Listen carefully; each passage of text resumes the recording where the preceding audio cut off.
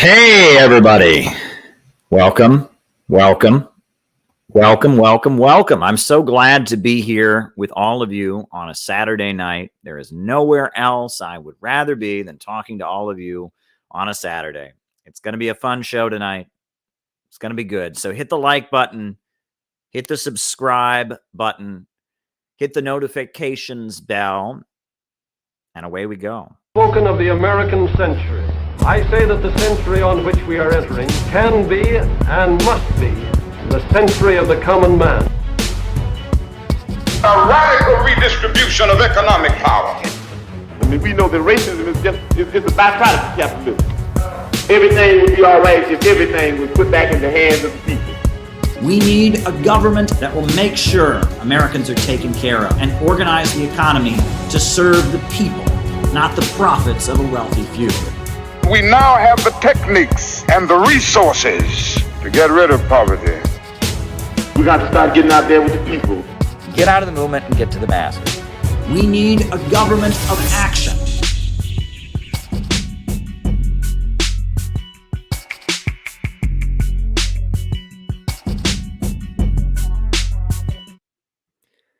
Welcome, everyone. So glad to be here with all of you tonight. So the way we do things here is I generally give my opening remarks, and that is then followed by the roll call.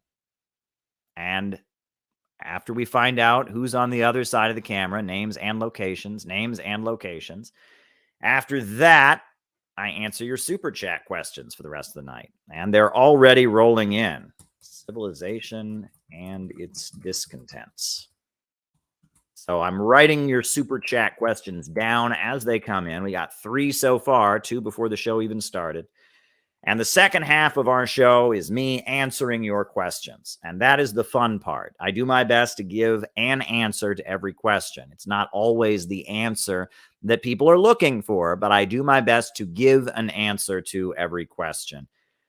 So that's the way we do things. If you want to tweet this out, if you want to share this on your Facebook, on your Instagram, on your Twitter, on your Facebook groups, on your chat lists, on your Telegram, bring more people. The more people that are here, the more interactive it is. There's a reason that I don't just film myself talking in front of a camera. I do these live because it's you guys who make the show. This is an interaction. This is an experience between an audience and a speaker. This is an interactive conversation, and it's really special. And I'm watching the chat. I don't respond to everything. I usually can only respond to super chats, but generally I'm watching the chat. We have mods in the chat to make sure the chat is doing everything. And that's how we do things here. It's an interactive conversation. We are a special community on this channel. So that's how we do things. It should be a great show here tonight. Should be a great show. So welcome, everybody. It's Saturday night. One more week is over. By the time next Saturday rolls around, we will be well into December. And all of us can breathe.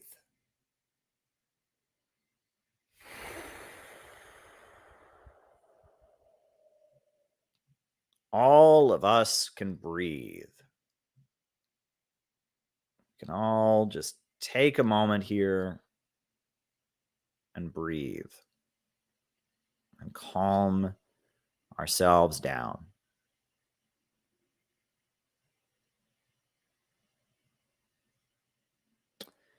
Because it's been rough out there.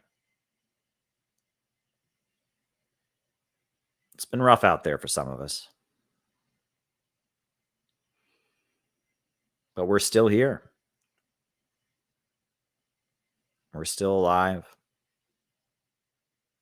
And we keep marching ahead amid everything. And tonight, I actually wanted to begin the program by saying it's time to support our troops. We have got to support our troops. When I say support our troops, I am talking about our troops in Donbass. I am talking about the people of the People's Republic of Donetsk, the people of the People's Republic of Luhansk. I am talking about the Russian army that are there protecting the Russian-speaking people, beating back the forces that are committing horrendous atrocities and committing crimes against the Roma people, committing crimes against Russian-speaking people, tearing down World War II memorials. I am here to give a big letter Z and tell you we support our troops. We support our troops. We support the people that have faced 8 years of bombardment, 8 years of hostility from a U.S.-imposed regime in Kiev, 8 years of food blockades, 8 years of suppression for speaking their own language, 8 years of U.S.-backed Nazi atrocities and World War II Holocaust revisionism, 8 years. We are here to support our troops, to support our troops, to support the foot soldiers of anti-imperialism who are moving in a denazification operation and are refusing to surrender as it gets quite cold over there. They are refusing to back down, come hell and high water. We are here tonight to support our troops. And in addition to supporting our troops in the battlefields of Novorossiya, we are here tonight to support our troops in Yemen. It's been well over 6 years, 7 years now, that the people of Yemen have been facing an all-out bombardment from the Kingdom of Saudi Arabia, the fourth largest military budget in the world. A huge stockpile of U.S.-made weapons has been unloaded on one of the poorest countries on earth.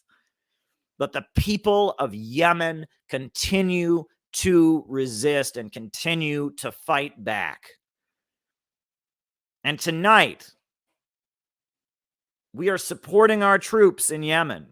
We are supporting the people of Yemen in their heroic, unending resistance to a relentless U.S.-backed onslaught against their villages, against their communities, against their hospitals, against their schools. We are here to support our troops in Yemen.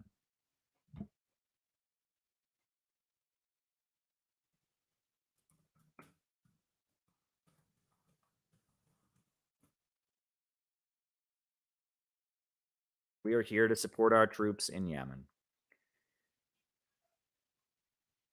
In addition to that, we are supporting the people's militias, the Bolivarian militias of Venezuela that have fought off endless coup attempts, endless attempts to destabilize Venezuela, to overthrow the Venezuelan government, to bring down the United Socialist Party and Maduro, to starve the people out. We are supporting our troops on the fields and the streets of Caracas and Venezuela. We are supporting our troops and the Sandinistas and the Citizens' Power Councils of Nicaragua. We are supporting the Basij councils of the Islamic Republic of Iran that are holding that country together as Wall Street and London and Silicon Valley do everything they can to shake up this country, everything they can to cast Iran into chaos. But the people of Iran are loyal to their revolution. They're loyal to the Islamic Republic, and they refuse to back down.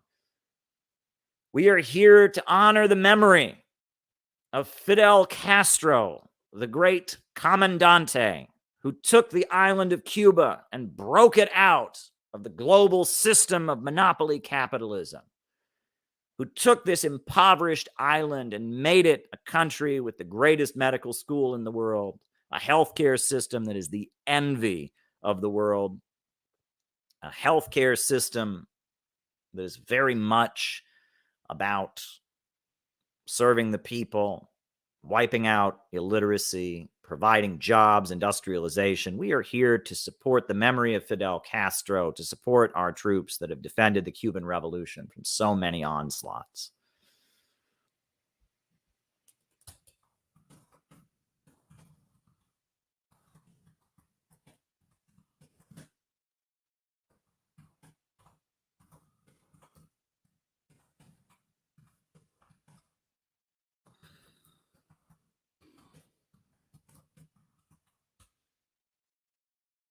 We are here tonight to support the people of China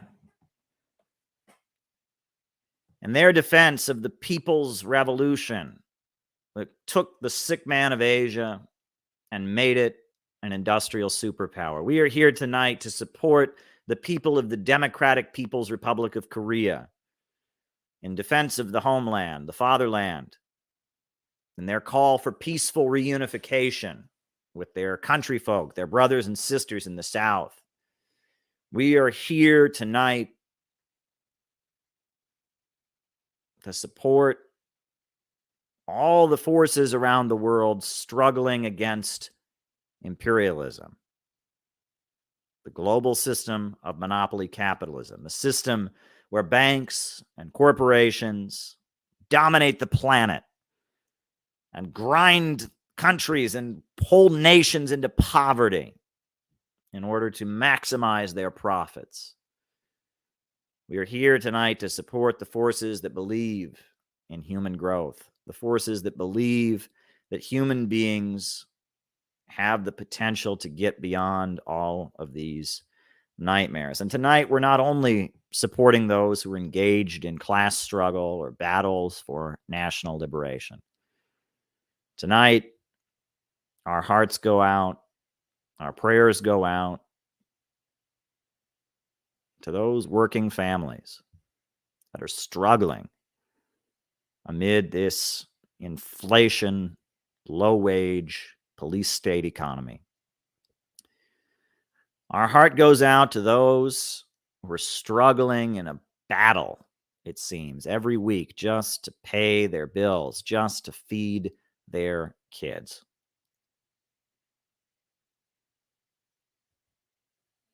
Our heart goes out to them. Our heart goes out to them. And I want to remind people that as tough as things get,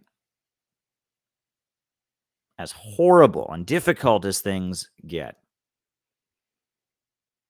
to never lose faith in the people. Never lose faith in the human spirit. Never lose faith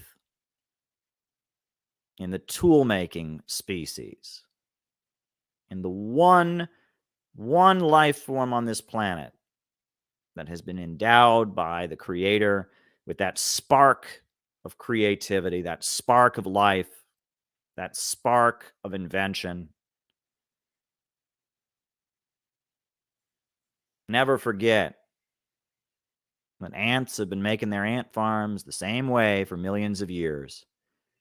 Beavers have been making their beaver dams the same way for millions of years. The tribes of chimpanzees have been operating the same way for millions of years. Packs of wolves and hyenas have been operating the same way for millions of years.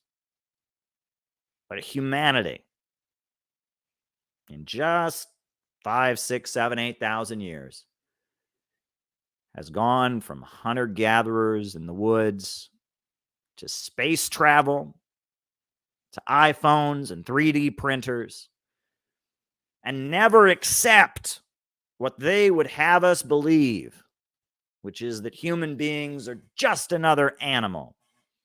Just another animal. That we're no better than those who crawl on all fours. Reject that. Reject the belief that human beings are a cancer on the earth. Reject their overpopulation propaganda. Reject their belief that human progress and human history must end. Reject their belief that man is a cancer on the planet, that humans are somehow a virus. Reject this. And love your fellow human beings. I want to point out to you all something that, I'm not a huge fan of Slavoj Žižek. He's this man from former Yugoslavia who, around the time of the financial crisis, 2008, 2009, the U.S. media decided was going to be the voice of Marxism. They picked this professor with an accent who talks like this, and he snorts all the time. The capitalists and Marxism. That guy, right? That guy with the beard. I think he's from Slovenia or Serbia or something like that. And he talks like this. That guy. Well, a lot of what that man says is not what I would agree with. He's not very supportive of China. But I would agree with one point that he made, probably accidentally, in his movie, The Pervert's Guide to Ideology. And his movie that he made, it's called The Pervert's Guide to Ideology. He shows clips from films, and then it cuts to him, and he says, how this film illustrates some kind of psychoanalytic or philosophical point he's making. And he's mainly showing American movies, The Sound of Music and Taxi Driver and stuff like that. However, at one point he starts showing a sitcom from Czechoslovakia. And he's explaining this sitcom from Czechoslovakia. Slavoj Žižek talks about how this sitcom from the 1970s in Czechoslovakia was key in setting the stage for the overturning of socialism. Why? He said because this sitcom, it didn't make fun of the leaders of the Soviet Union, the leaders of the Marxist government of Czechoslovakia, but rather it made fun of ordinary people, made fun of policemen, made fun of factory workers, made fun of people in the neighborhood, and that it used humor and satire and comedy to insert into people's minds a contempt, not for their leaders, not for the Communist Party, but for the people in their neighborhoods, the people in their communities. And by doing that, by getting people to not love their neighbors and love their community members and not feel a sense of solidarity and not feel a sense of power coming from the community, by doing that, they set the stage for the pessimism and hopelessness that led to the fall of socialism in Czechoslovakia and other parts of the world. And this is very, very, very interesting. It's a point that he didn't intend to make, I don't think. But Slavoj Žižek admits that tearing down ordinary people, tearing down the notion of the people as the motive force of history, the masses are the real heroes, as Mao wrote in the Little Red Book, by tearing that notion down, by getting people to look at themselves in disgust, they set the stage for the overthrow of socialism. And that's a point that Žižek makes. And I think it's a very fair point. And that it is very hard not to lose faith in the people. It's very, very difficult in this day and age not to lose faith in the people. Because we watch every day our society battering people down psychologically, battering people down emotionally, battering people down economically.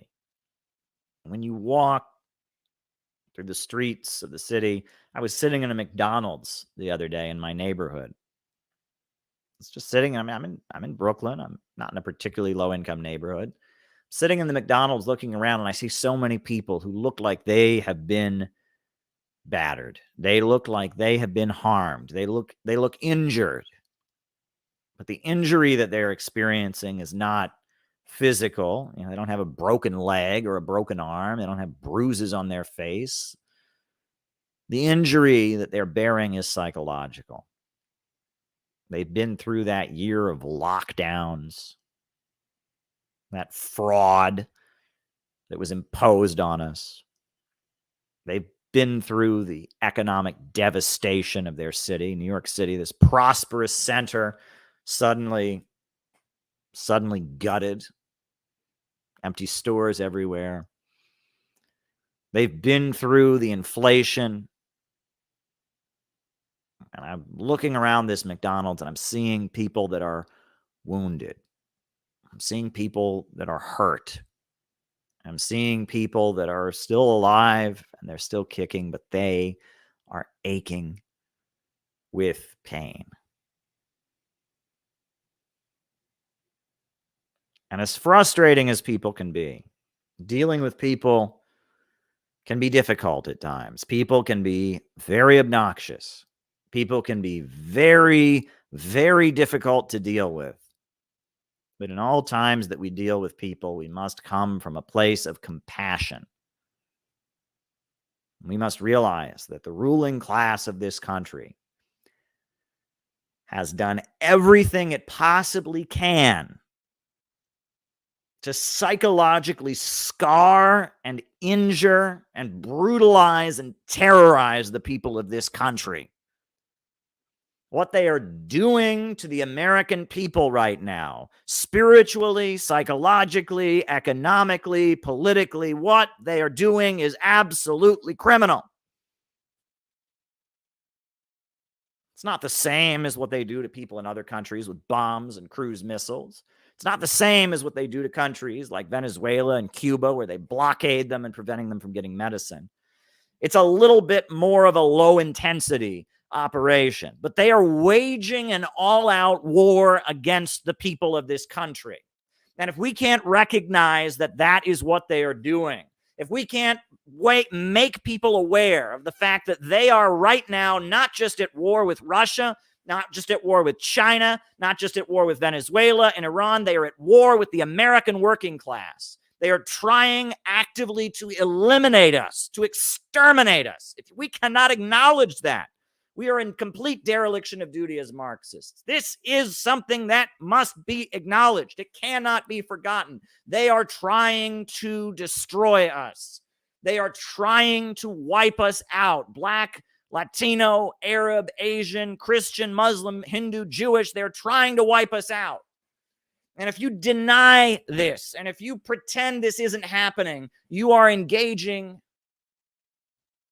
in either deceit or self-deceit. You are being manipulated if you don't recognize what they are doing. They want to wipe us out, and they are right now battering us, destroying us, and everyone, every person that you interact with is a victim of this war. Every person that you speak to has been traumatized by this war against the people. Every person that you speak to has been harmed. And as difficult as it might be, and as obnoxious as they might be, and as much stress as they cause you, you have to find it in your heart to love them. You have to find it in your heart to sympathize with them. You have to find it in your heart to see what they've been going through,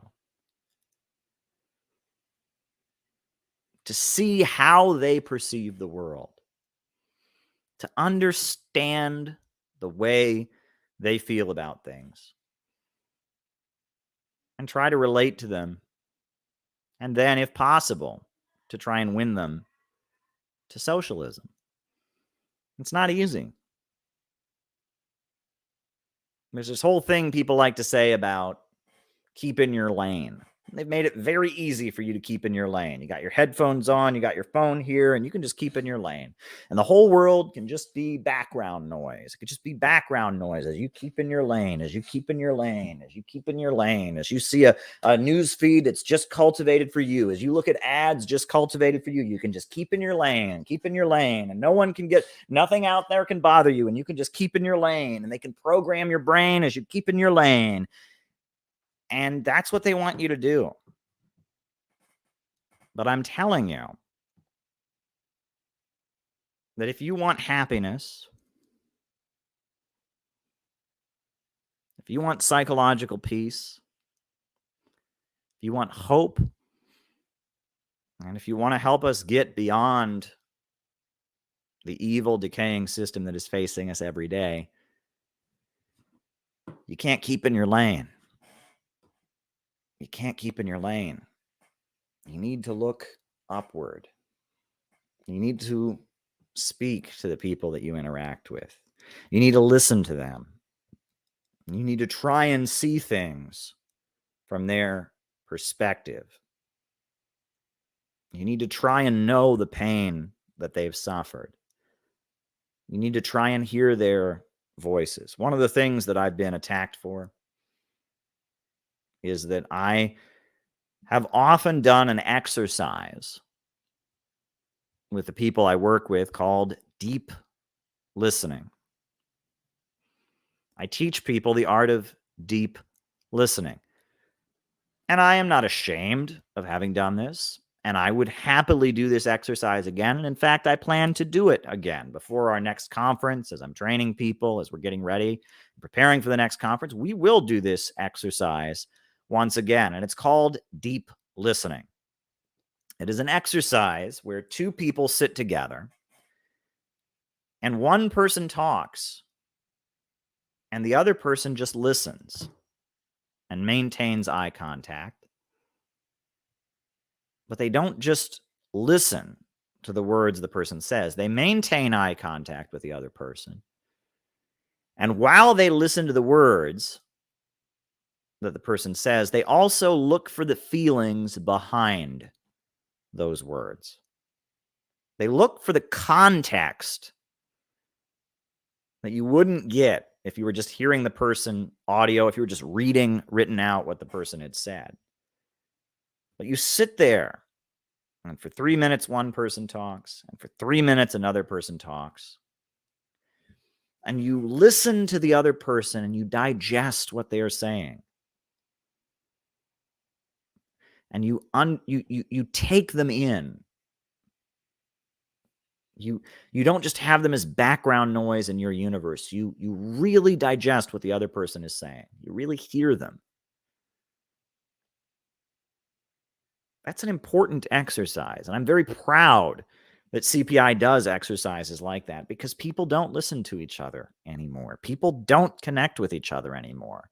People are so off in their own lanes. People are so off in their own world, and so much of the hate and resentment and rage that I see is rooted in the inability to do just that, to sit there and really digest the other person, really try to see things from their perspective, and really try to make sense of this other person and how they see the world. It's very difficult. It's very, very difficult for some people to do. It might even be painful. But if you are going to be able to work with people, and if you're going to build an organization, you need to be able to really listen to other people. And this deep listening exercise is really, really important, because it's very, very hard for people to make these kinds of real connections in our time. Sometimes when things are difficult and they don't come naturally, you have to learn to force them, right? If you're not going to naturally go exercise, you have to make an exercise schedule. If you're not going to naturally, clean your apartment, you might have to make a weekly chore list. This is a difficult thing to do. It's very difficult to do. It's not easy. And as they're psychologically battering us and trying to get us to be atomized, isolated individuals that they can control, They're trying to take away our ability to have real connections with other people. This is what they are doing.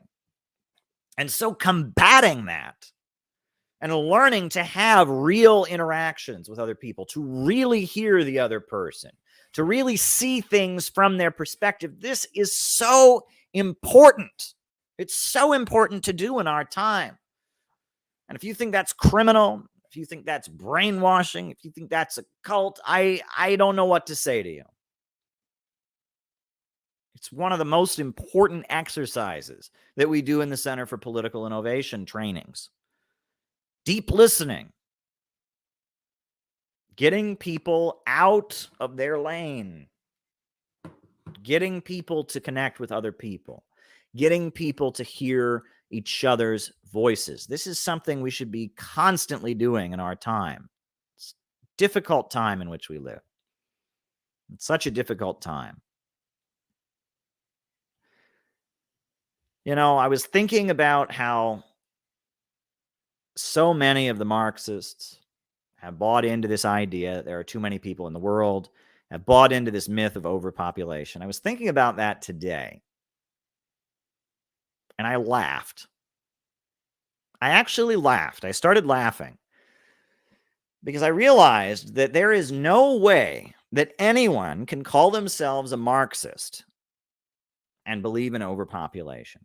There is no way that you can be a Marxist and believe in overpopulation. Not simply because Karl Marx refuted the notoriously sinister ideas of Robert Malthus, the originator of the term, not only because we know the problem is rooted in capitalism and overproduction and not, people having too many children or consuming too many resources, not only because we understand that human labor creates all wealth. So if you have more human beings, you have the potential to create more wealth. None of that.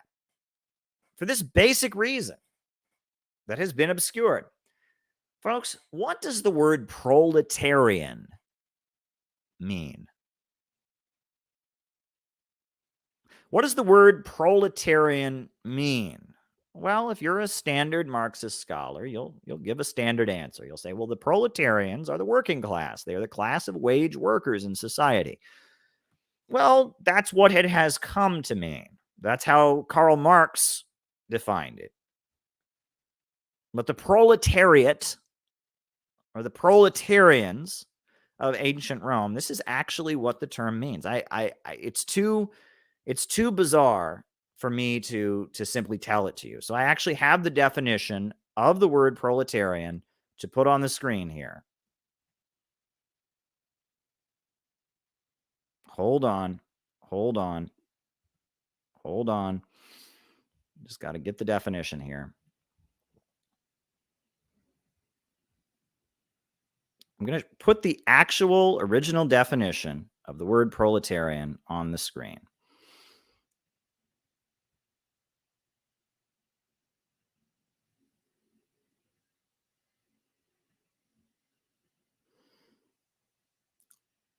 The word proletarian comes from Latin, comes from ancient Rome. It comes from the word proletarius. And as you can see, this is the definition of the word proletarian. It comes from prolus, offspring. And it referred to those belonging to the lowest class of citizens whose only contribution to the state was their offspring.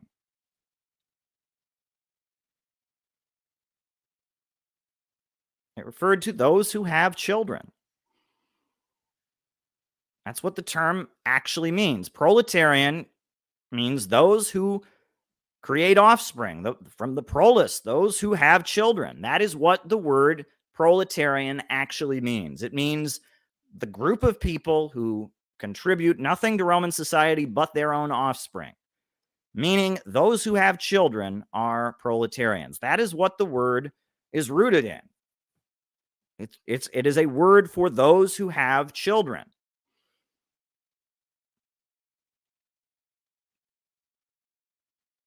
That is what the word literally means. It refers to those who reproduce, those who create offspring those who have children.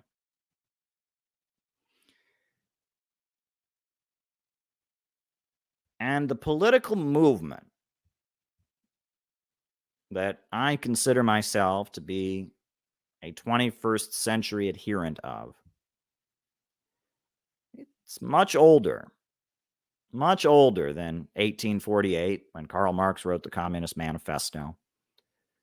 It's much older than the French Revolution, where they created a national assembly, and those who were loyal to the king sat on the right, and those who wanted to march into the future for the rights of man, they sat on the left, and they became known as the left.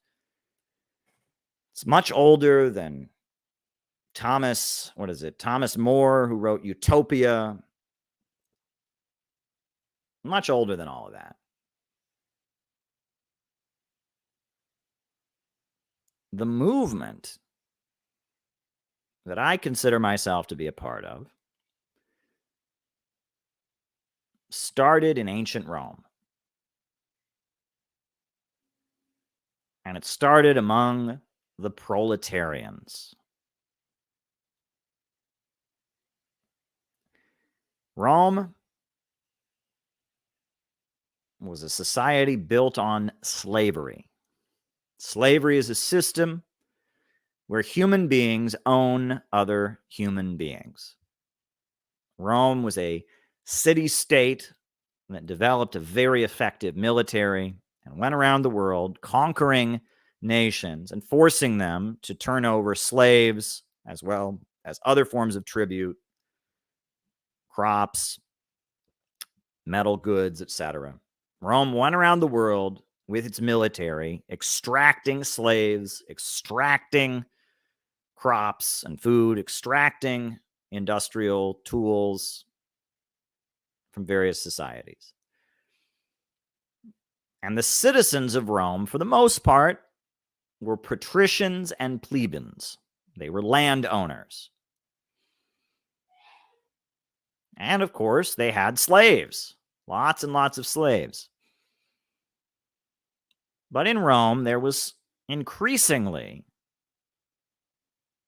as Rome expanded, as it began conquering other places, as it became a concentrated center of wealth and power in the ancient world, in Rome, they did start to have another class of people. And these were Roman citizens who didn't own any land, didn't own any slaves. But they also were not slaves themselves. And these were the proletarians. And most of the proletarians were from other places. Many of them were Greeks. Many of them were Jews from Palestine.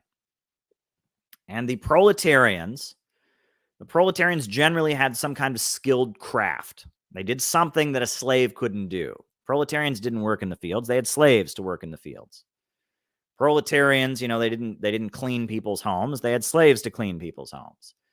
But proletarians might be skilled woodworkers. Proletarians might be metal workers, maybe experts at crafting, weapons out of metal or armor.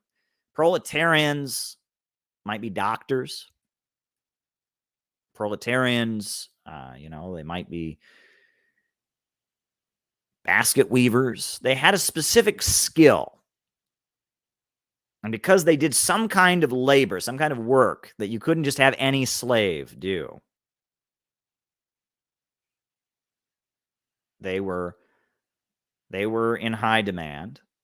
They relocated to Rome, the capital city of the known world. And in the capital city of the known world, they got hired and paid wages to do whatever their skilled craft was.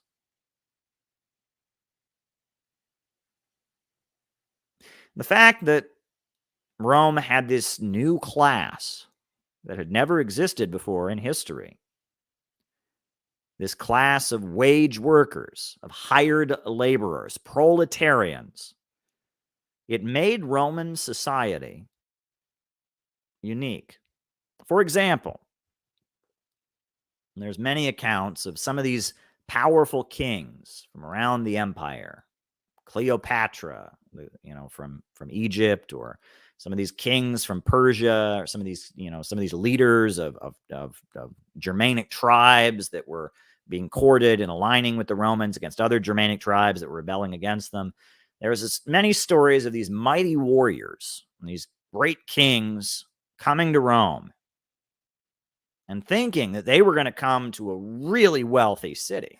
They were going to come to just a huge, they expected Rome would just be a giant sea of gold, a giant treasure chest. They expected everyone in Rome to be wealthy. And they'd come to Rome. They would get to Rome, the capital of the known world. And they would see homeless children all over the streets begging for money.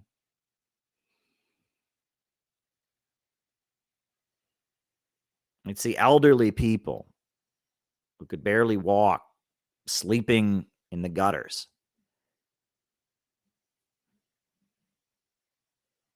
And they would see this and they'd say, how can this be? How is this possible? How is it that Rome can have conquered the entire modern world, can be extracting wealth from every corner of the planet, but yet you go to the center of the empire? You go to their center city-state, and you see people sleeping on the street.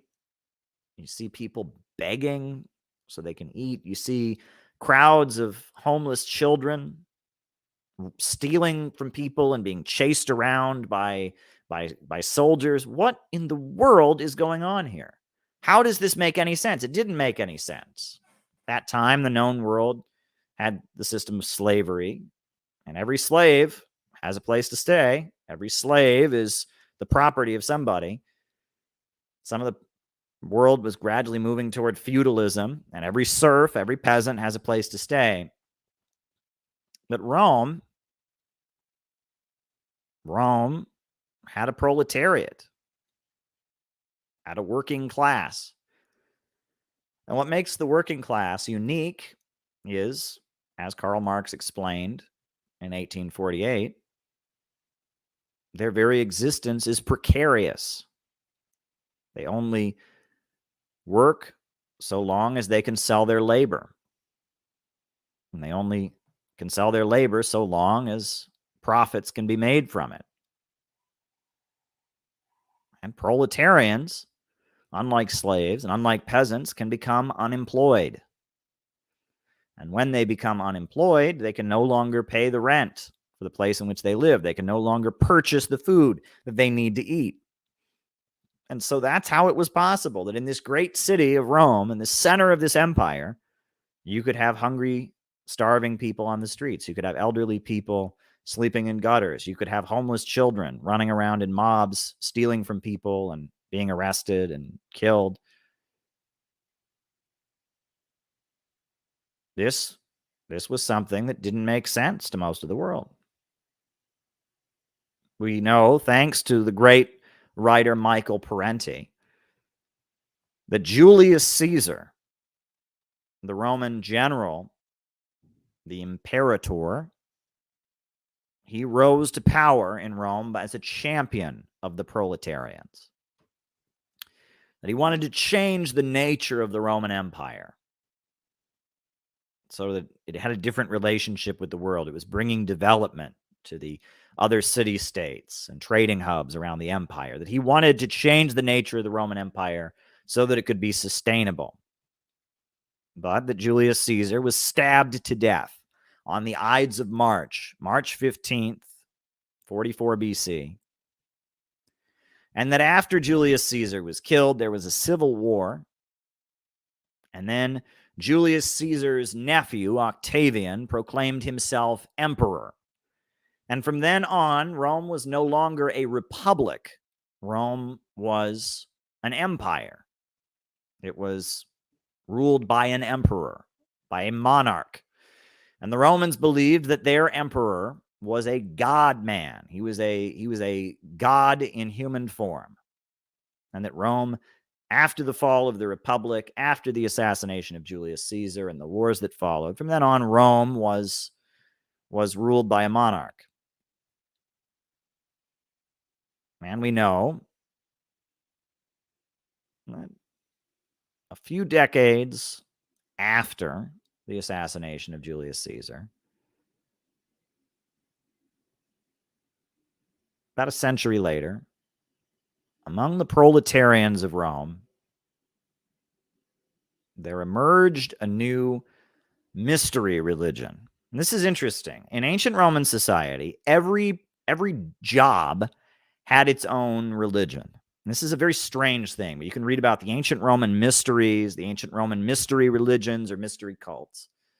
The way Rome operated was that every job had its own religion, that they were a polytheistic people in their beliefs. They had a god of the ocean. So all the people who were sailors and all the people that were in the Navy, they worshipped the god Neptune, the god of the ocean. And they had special temples to Neptune that they prayed to for the god of the ocean. And they had special ceremonies and religious practices to pray to the god of the ocean. And if you were a sailor for so many years, the way these religions worked is that you learned a little bit at a time. You didn't learn it all at the beginning. You learned it gradually. And that if you were a sailor for so many years, you'd learn a little bit of the religion, and then you'd learn a little bit more of it. And that this was how Roman society worked in different military orders. They worshiped the god Mars, the god of war. After Julius Caesar died, they believed that Julius Caesar had turned into a god. They had the temple of Julius Caesar. There were people who worshipped Julius Caesar. There were many different mystery religions. They would import different religions. They would import gods like Osiris or Isis from Egypt, and they would start worshiping Egyptian gods. They would worship Zarathustra. They would worship from Persia. They worship Mithras.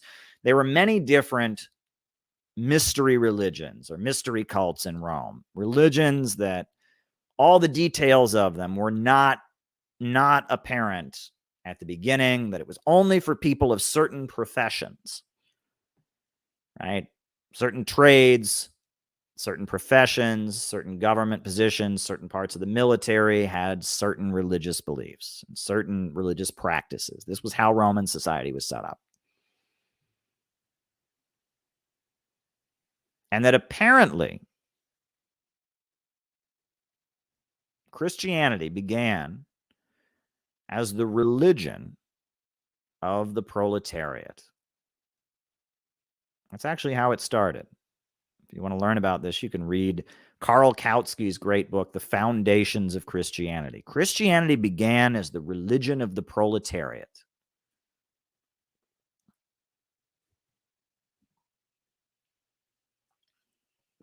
Many of the proletarians were Jews from Palestine. There had been many uprisings among the Jews against the Roman Empire. The Zealots, they were called.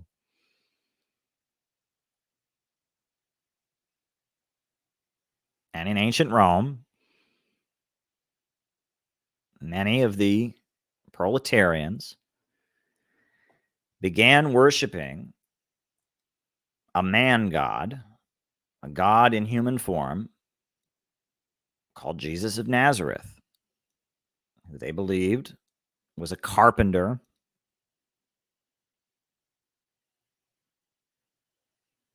who led the people, who kicked the money changers out of the temple, who said the last shall be first and the first shall be last, taught people to have kindness and compassion for each other, who challenged the religious hypocrisy of the day and said that morality and right and wrong was far more important than any rules of superstition and ritual, who urged people to forgive their enemies, to love their neighbors, to do what was right. And for this was crucified, put to death. And after being put to death, he resurrected and sent his followers to make disciples of all nations, to build a mass movement. And those who took up the cross were told that they had to give everything they had for it. And they had to expect persecution. And they had to expect to be hated and reviled and persecuted by society. But it would all be worthwhile because Jesus of Nazareth would return. And when he returned, he would cast the mighty from their seats, and he would build a new world on the ashes of the old world. And justice would prevail. This was the belief of what was called Christianity, of the proletarian movement. You didn't have political parties back then. You didn't have ideologies back then. But as the proletarians were recognizing that their interests as a class were separate from the interests of the patricians and the plebeians, as they began to withhold their labor and demand better pay and better working conditions, as they began to huddle together and realize that they had to assert their power against the landowners and against the rich and powerful people at the center of the empire, they began practicing their own mystery religion. And that is the origin of Christianity. Christianity is the movement of the proletariat. That's what Christianity is. It is the religion of the proletariat. And furthermore, we understand that as Christianity proliferated and expanded, its beliefs changed. Originally, Christianity was a form of Judaism. And in order to be a Christian, one had to be circumcised. And that this was a little bit of a problem because many men are not keen to the idea of being circumcised as adults. And so if you read the Bible, there is a whole exchange, the letters of Paul, where they say one can be circumcised in the spirit. One does not have to literally get circumcised in order to be a Christian. And gradually, Christianity stopped being a wing of Judaism and increasingly became a wing of an independent religion, more or less, an independent religion that existed in Rome. But the Roman authorities hated Christianity. They said, you can't worship a guy we put to death. Can't do it. That's sedition against the empire. That's treason. We know Christians were fed to the lions. Christians were burned at the stake. Christians were horrendously persecuted for their beliefs. And they met secretly, and they met underground. And they would organize strikes where the proletarians would withhold their labor power and demand better pay and conditions. And the Roman government would respond to these strikes with brutal repression. We know that this is the history of Christianity. But the Christians pressed forward. And one of the things that strengthened the Christians, mind you, was their belief in martyrdom. They believed that one could die for the faith. One could die for the people, and that this was the highest honor. Their Christ had been put to death and killed for what he believed in, so they could do the same thing. And the 12 disciples, most of them had been martyred as well, and they believed that to be martyred was something that made one very sacred and very honored. So the fact that Christians were able to lay down their lives in class battles with the Roman authorities, that gave the Christians a level of power that these Romans could not imagine. Rome had been an empire based on hedonism, selfishness, living for pleasure. But then there was this movement of people who said, not only am I going to sacrifice for my brothers and sisters, not only am I going to fight for what's right, but if I have to give my life, if I have to be killed for what I believe in, I know that I will go straight to heaven, because this is exactly what Christ commanded his followers to do. This was something that the Roman officials had no idea how to stop. It was so powerful.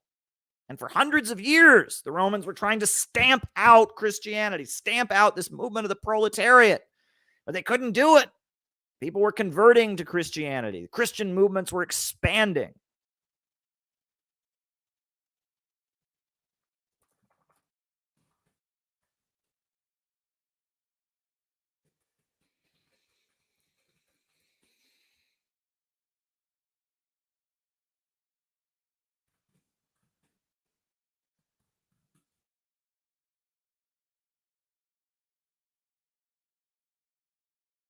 And the Christians, in addition to engaging in class battles on behalf of the proletariat, the Christians also started providing services.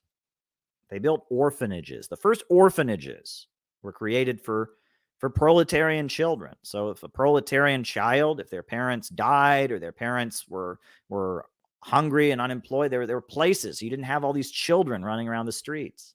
They built orphanages for children. They gave food away to hungry people. They did nice things for people. They provided services. And that as they started doing that, sections of the Roman elite, this Roman elite that had been persecuting Christians and killing Christians, this Roman elite looked at the Christians and thought, you know, not everything these people are about is so bad. Now, the worshiping a guy we put to death, the belief that eventually he will return and smash our empire, we can't have that. But, you know, those orphanages that they built, they kind of solved the problem of having all mobs of hungry children running around the streets all the time. And, you know, providing food to people, that makes things a little bit more stable. We don't have bread riots among the hungry proletarians anymore. So you had a section of the Roman elite that started saying, well, maybe Christianity isn't so bad. And then, as some sections of the Roman elite got friendlier to Christianity, you had a divide in Christianity. And this is very, very important to understand. Some sections of Christianity held on to the original message, held on to the belief the last shall be first and the first shall be last, that the empire shall be crushed, that Christ will return. And some Christians started watering down the message and started saying, let's not emphasize this struggle stuff. Let's not emphasize this revolutionary stuff. Let's just emphasize the be nice to people. So you got a very big divide in the Christian church. And if you want to read a fiery polemic, a heated, angry polemic, go and read the book of Revelations. The book of Revelations is a heated polemic from the revolutionary Christians who want to overthrow the Roman Empire, directed at those who are watering the religion down, turning it into nothing but a tame expression of bourgeois politics, expression of the politics of the Roman Empire. You read the book of Revelations, the revelation to John. It contains many, many pages ranting against those who speak in the name of God, but instead serve the very empire that is to be overthrown. Read the pages of Revelations. It's very, very, very clear. This is one thing they are ranting against. Those who wave the red flag to oppose the red flag. Those who speak of socialism but practice fascism to preserve capitalism for the bosses. Those who say they are Jews but are not Jews, for they are the synagogue of Satan. This is what it's referring to. It's referring to those who speak in the name of Jesus, speak in the name of Christianity, speak in the name of righteousness, but in reality are working for the very structures and empires that Christianity is fighting against. And this is what they're talking about.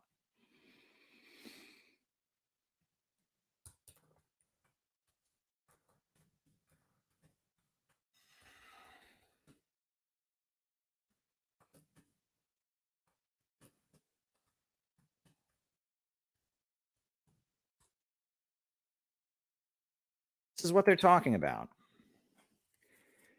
And it's very angry, and it's promising vengeance, not just against the empire, but also against those who betray the empire, or betray the faith and are loyal to the empire. It's very fascinating. And I mean, you read the book of Revelations, there's all this talk about the mark of the beast and the marketplace. And I mean, it's very clear they're referring to the Roman Empire that proclaims itself the global middleman in all trade. Pull up the passages about the whore of Babylon. Right? What does it say about the whore of Babylon?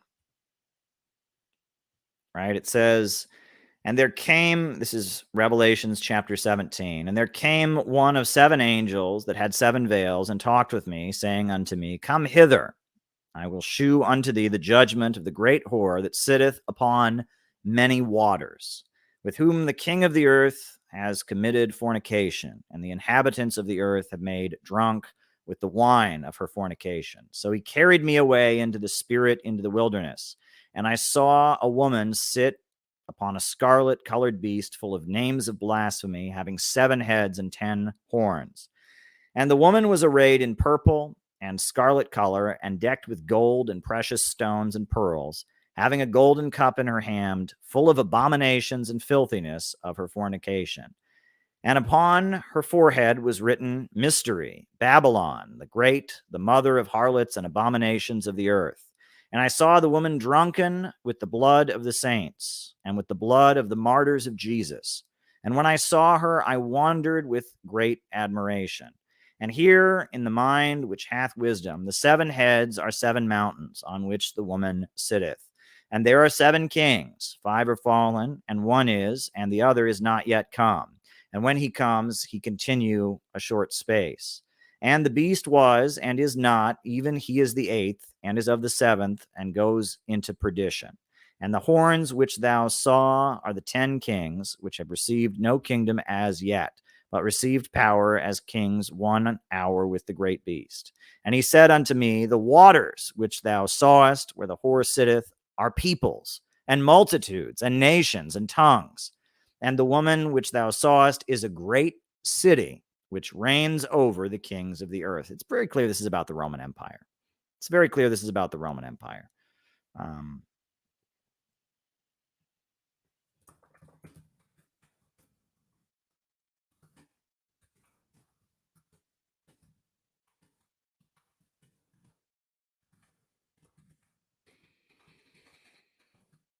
All right.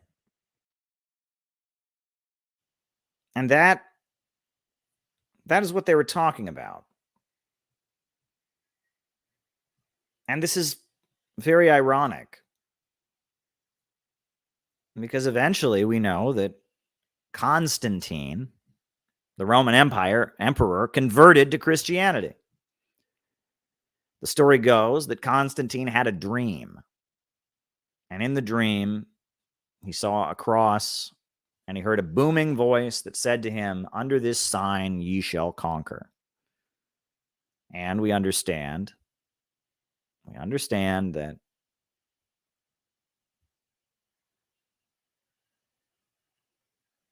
that's not really the reason he converted. The real reason that Constantine converted was because his mother was a Christian. His mother had been teaching him about Jesus since the time he was a little boy. His mother was one of those Christians who had converted. His mother taught him Christianity. And that whatever that voice was that Constantine supposedly heard in his dream, whatever that voice was, that was not the voice of God, because the exact opposite happened.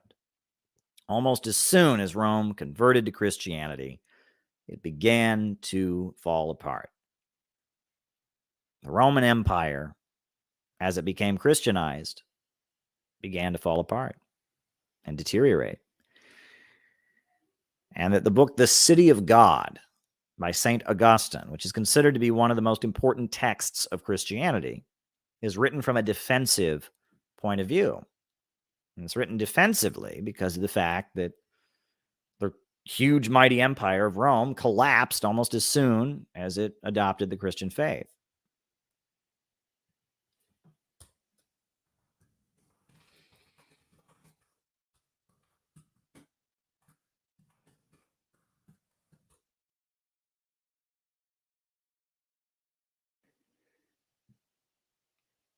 And that this is This is important to understand because the same thing that happened to the proletarian movement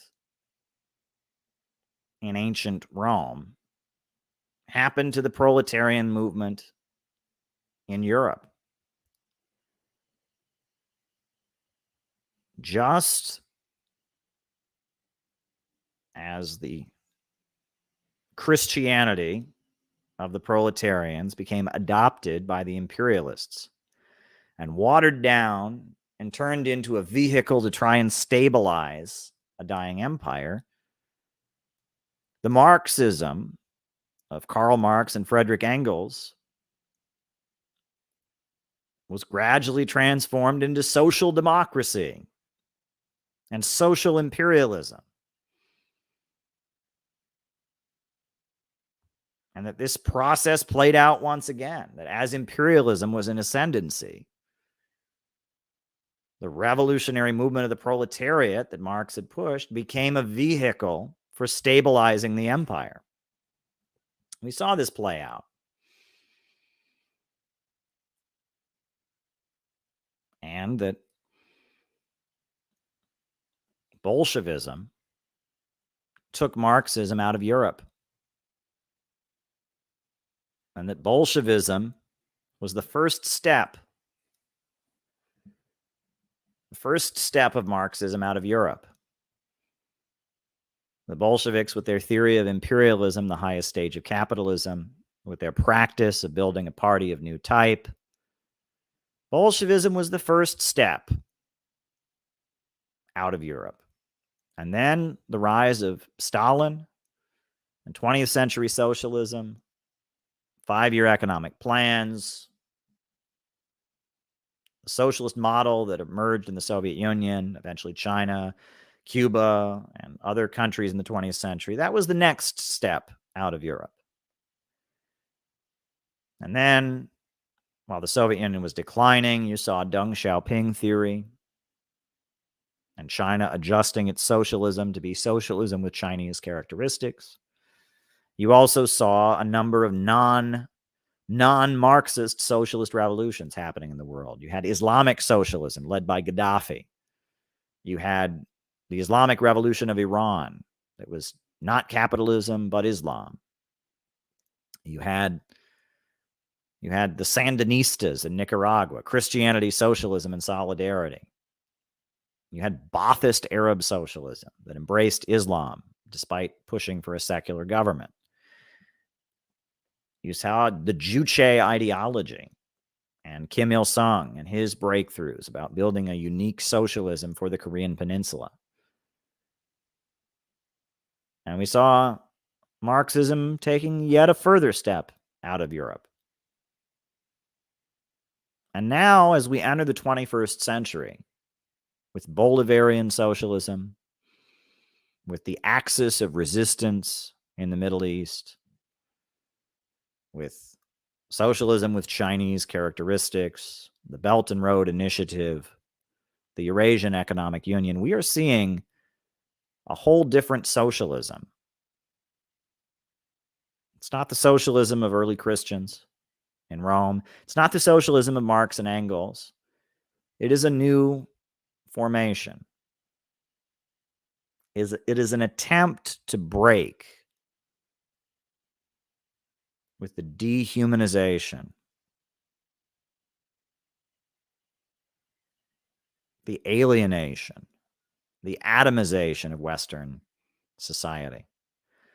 When we talk about the Atlanticist pathology, we talk about the way the British Empire trained people to be. We talk about the society we live in today that gives birth to these horrendous mass shootings. How is it that someone who's not even a full adult yet, often a child, a 15-year-old, a 16-year-old, can take a gun, go to school, and kill scores of their classmates? Sandy Hook, kill a classroom full full of kindergarten children. Where does this kind of evil come from? Well, look at what's been revealed about Call of Duty. Look what's been revealed about all the psychological programming. When you build an empire, it's not about construction. It's not about development. It's not about expanding the world economy. It's about sitting at the center of global trade. It's about being the middleman. It's about making sure that if anyone's going to do business, they do business through you, making every nation in the corner of the world bear the mark of the beast. No buying and selling shall go on unless you bear the mark, unless you trade in the dollar, unless you do your transactions in U.S. banks. If you build an empire like this and you cultivate and you enforce that empire with a military culture, and you teach people to devalue the lives of others, you teach people to take pleasure in killing and death and violence, you cultivate people to be cruel and indifferent to the suffering of others, you're going to give birth to this kind of horrendous brutality.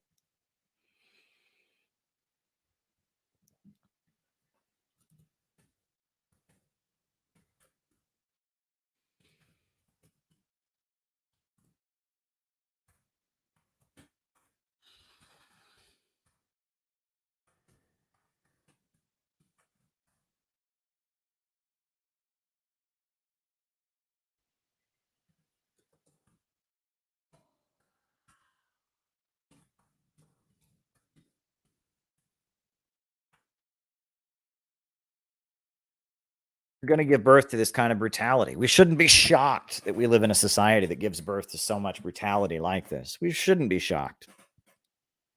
We really shouldn't be shocked. However, I opened my remarks tonight by talking about supporting our troops. Supporting our troops. I've talked to you all about the people of Yemen and how they continue to heroically stand up against the Kingdom of Saudi Arabia. Fourth largest military budget in the world. Saudi Arabia is unloading hell and high water, a blockade, and the people of Yemen continue to resist. Heroically continue to resist, face this all-out bombardment. And, you know, these Houthis, Houthi is not what they're actually called, right? Their real name is Ansar Allah. And I wanted to show you a few things about the Houthis in Yemen, about Ansar Allah. So here's a couple things about them you didn't know. First thing I wanted to show you all is that every MAGA Trump supporter should love the Houthis. Why? Well, I'm going to show you something, right? You'll notice that whenever they show the Houthis on American TV, they always show what? Right? They always show them with guns. You see that? They're waving their guns around. We'll pull up another picture, right? That one's a little bit grainy, but we got another picture here, right? Whenever they show the Houthis on American TV, they always show them waving their guns around. This is what they do at their rallies. You ever see this? They wave their guns in the air. They wave their guns in the air. Why is that? Why do the Houthis wave their guns around in the air? Why? Can you tell me why the Houthis are waving their guns around in the air? Well, actually, because to them, gun ownership is a matter of religious principle. They interpret the Quran as saying that every man must have a firearm or gun or sword with which to defend his household. That is their religious belief. They believe it is your duty to own a gun, number one. And number two, they also the reason that they began forming armed organizations and began a struggle against the Saudi-imposed Houthi government way back in 2003 is because the government of Saudi, the Yemeni government, the puppet government of Saleh, who was imposed on Yemen by Saudi Arabia, the puppet government tried to take their guns away, tried to enforce gun control legislation. The government, backed by Saudi Arabia, backed by a foreign king, tried to take away their guns. And so The Houthis, the mountain people, they live in northern Yemen, in the mountainous regions, said, you're not going to take our guns away. God commands us to have guns to protect our household from my cold, dead hands. That's what they said. That's how the war in Yemen got started. It got started as a government that was subservient to a foreign king, trying to go into the homes of Yemenis who lived in the mountains and take away their firearms. And they said, no, you're not going to take our guns away. From my cold, dead hands, Salah, from my cold, dead hands, Saudi king. And it started as a struggle against gun control. So when they wave their guns around at rallies, the Houthis are saying, you can't take this from us. Look at us. We've got our guns. We're defending our communities. We're defending our neighborhoods. We're going to practice our religion, our Shia Muslim religion. We're Zaydis. We're not Saudi Wahhabis. We're not Sunnis. We're Zaydis. We have our religion. We protect our families with our guns. You will not take our guns away. That's what they're saying. So those guns are very important to them. The fact that they wave their guns around, it's not because they're nuts. It's not because they're terrorists. It's because they're making a political statement. That is why the Houthis wave their guns around. And if you don't take that religion seriously, if you think this is just some crazy stuff, ask yourself, how have they held out? How have they held out for so long? How have they held out for so long against the fourth largest military in the world? The United States is against them. Israel is against them. All the Arab puppet regimes are against them. Saudi Arabia has hired all kinds of Pakistani mercenaries to go and fight them. How have they held out for so long? And they continue to control territory. They continue to score great victories against the Kingdom of Saudi Arabia. How have they done it? Well, it's their religion. It gives them power. They believe in martyrdom. They believe in sacrifice. They believe that to die for the people is weightier than Mount Tai. But to die for the fascists is lighter than a feather. That's what they believe. And they are willing to put their bodies and lives on the line in order to defend their communities and fight for what they believe and fight against Saudi domination. But I want to show you one more thing. I'm going to show you one more thing. This is something, it's very hard to find. You Google it, you can find it, but it's not easy to find. This is one other important thing about the Houthis that no one talks about. This is their symbol. This is the symbol of the Houthis. All right? And the symbol is very important. All right? So that big giant hand, all right, that is supposed to be God's hand. That is the hand of God. And that gun stands for the right to bear arms. But what is perpendicular, or what is parallel to that hand? Look at that plant there. Do you see that plant? You know, that with the leaves there in the center of the globe, that plant. Do you know what that stands for? That stands for economic development. And that in essence, the fight that the Houthis are waging, is a fight for economic development. Yemen has a lot of oil, but that oil is in the ground. And the Saudis want to keep it in the ground, keep it kind of in their back pocket as their reserve. But the people of Yemen, they want to start selling their oil on the international market. And they want to use the oil of Yemen.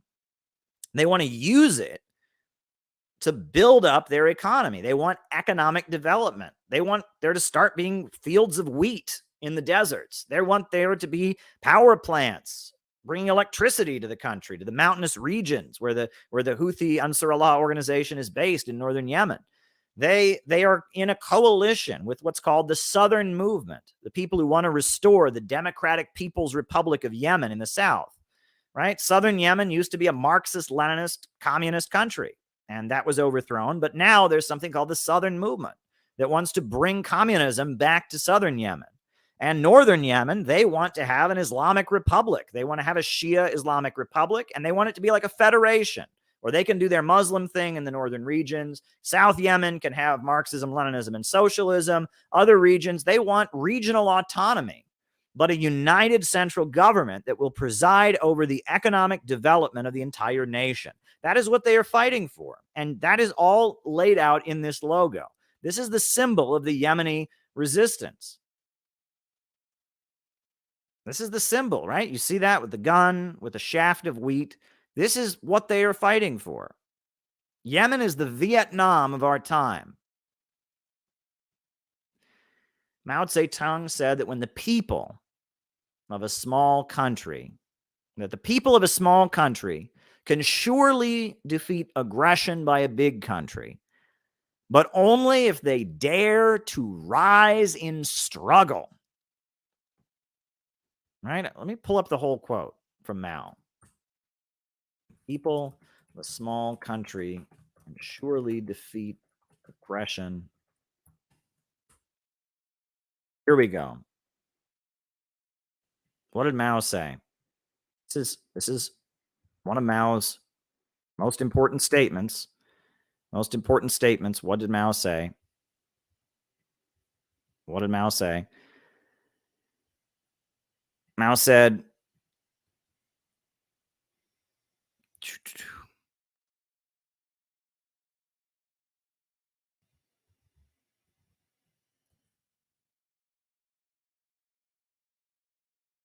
a weak nation can defeat a strong. A small nation can defeat a big. The people of a small country can surely defeat aggression by a big country if only they dare to rise in struggle, dare to take up arms and grasp in their own hands the destiny of their country. This is a law of history. This is from one of Mao's final statements. I think this is like the last official statement Mao ever gave. It's the one I quote. The end of these live streams, I always say, a new upsurge in the struggle against U.S. imperialism is now emerging throughout the world. Ever since World War II, U.S. imperialism and its followers have been continuously launching wars of aggression. But the people of various countries have been continuously waging revolutionary wars to defeat their aggression. While the danger of a new world war still exists and the people of all countries must get prepared, revolution is the main trend in the world today. I always end my lives by saying that. And that's the opening paragraph of this statement that I'm about to post here in the chat, right? Of one of Mao's last statements. But the final paragraph says, a weak nation can defeat a strong. A small nation can defeat a big. The people of a small country can surely defeat aggression by a big country if only they dare to rise in struggle, dare to take up arms and grasp in their own hands the destiny of their country. This is a law of history. And this is what Mao said in one of his final statements. Julius says it applies to Donbass, and I couldn't agree more. The people of Donbass are up against NATO. They're up against the most powerful forces in the world, but yet they refuse to submit and surrender. And so that's one thing we can take from the conflict in Yemen. But another thing that I just want to say here as part of my opening remarks, this must be said. You know how quickly our enemies like to change the subject? Our enemies just love to change the subject. They love to change the subject. They love to move from one thing to another thing. Because every time it turns out that I was right. Folks, I said that BreadTube serves imperialism. That these fake internet socialists who are being guided and directed by Dr. Steve Hassan, the cult guru who appears on CNN and is involved in deprogrammings. I said that BreadTube, that we now know thanks to the great work of Max Blumenthal and Grayzone and Kit Klantenberg, we know that they are, receiving support from the British Empire. I said that BreadTube serves imperialism.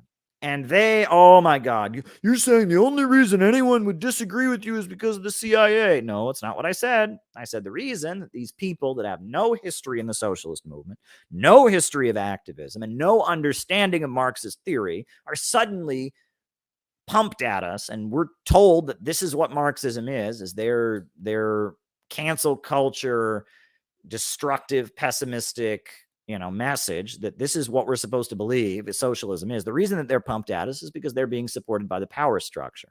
People said, that can't be. No, there's no way the intelligence agencies are supporting breadtube. There's no way. Well, folks, it's kind of old news. But I had hints about Steve Hassan and others. Then Max Blumenthal found out about Abigail Thorne and her subsidies from various pro-intelligence think tanks. But now, folks, you can't say I wasn't right. You cannot say I wasn't right. Because who is one of the people that I spent a long time talking about in my BreadTube book? Who is it? ContraPoints. Watch. Looking forward to meeting Natalie, aka ContraPoints. The internet can be a real breeding ground for hate and disinformation. But with the help of her boundless empathy and her master's in philosophy, she's helped people question their extremist beliefs. Who do you people think I am? I'm a socially conscious YouTube entertainer, not transsexual Gandhi. She uses costumes and accents and theatrical props to make those points. And I think that is important because not everybody responds to a logical argument. Now, folks, in case you didn't know, that's Hillary Clinton. You sometimes have to try different approaches to open people's eyes, ears, and hearts. Hello, my dear. Hi. Thank you for having us. That's Hillary and Chelsea Clinton. Oh, of course. Okay, I'm more of a hugger. Okay. How long have you lived in this fabulous house? Since September. The second I walked in, I saw this staircase. I was like, I want a camera facing that. I'm looking around. I'm seeing fabulous clothes and hats. You have to grab people's attention and then hold it. Especially on YouTube, you're competing with cat videos. And my mother does love a good cat video. Yeah, well, who doesn't? I'm really looking. Who can say I'm wrong at this point? And why do you think I've been attacked so viciously? How can you not say that BreadTube serves imperialism when Hillary Clinton, we came, we saw, he died, the woman who's responsible for the fact that Libya, once a strong socialist country with the highest life expectancy on the African continent, is now in poverty and ruin, and is now the home to modern-day slave markets, is a country that has gotten so ruined and devastated that people are drowning in the Mediterranean trying to escape. How can anyone say that I was wrong about BreadTube? How can anyone say that? I mean, it's obvious. I mean, she's literally got one of the top imperialists in her living room. She's got one of the top imperialist murderers in her living room, praising her for her work combating extremist views, i.e., deprogramming people, just like I said. I was right. Everybody knows that I was right. The reason those people came after me so viciously after I wrote the book BreadTube Serves Imperialism is because they knew I was telling the truth. And there should be no shadow of a doubt within anyone's mind that I was telling the truth. Hillary Clinton has given her blessing of approval to this socialism. Because Hillary Clinton, former Secretary of State, mass murdering imperialist, Hillary Clinton, who has got the blood of thousands and hundreds of thousands of African people on her hands, Hillary Clinton, who wouldn't meet with Cindy Sheehan because she said that her son fighting in Iraq for freedom was a noble cause. Hillary Rodham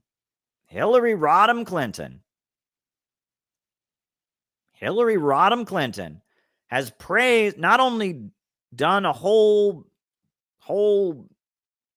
whatever you want to call that, love fest with ContraPoints, but has actually praised her for her work deprogramming people. I was right. BreadTube serves imperialism. BreadTube is a pro-imperialist psyop. BreadTube is a psychological deprogramming operation by the imperialists to make sure that you don't join the revolutionary movement of people around the world that are fighting against Western capitalism and imperialism. I was right. I was absolutely right. And if you have any doubt in your mind why they have gone after me so viciously, why have they have worked overtime to try and convince you that I'm a Nazi, that I'm a cult leader, that I'm a Satanist, that I eat babies for dinner? Why have they worked overtime obsessively to just try and destroy me in any way they possibly can? Why? Why are they so committed to doing this? I'm telling you, folks, it's because I was right. It's because I was right. I was right. I was right. I was right. I was right. And they don't want you to know that I was right.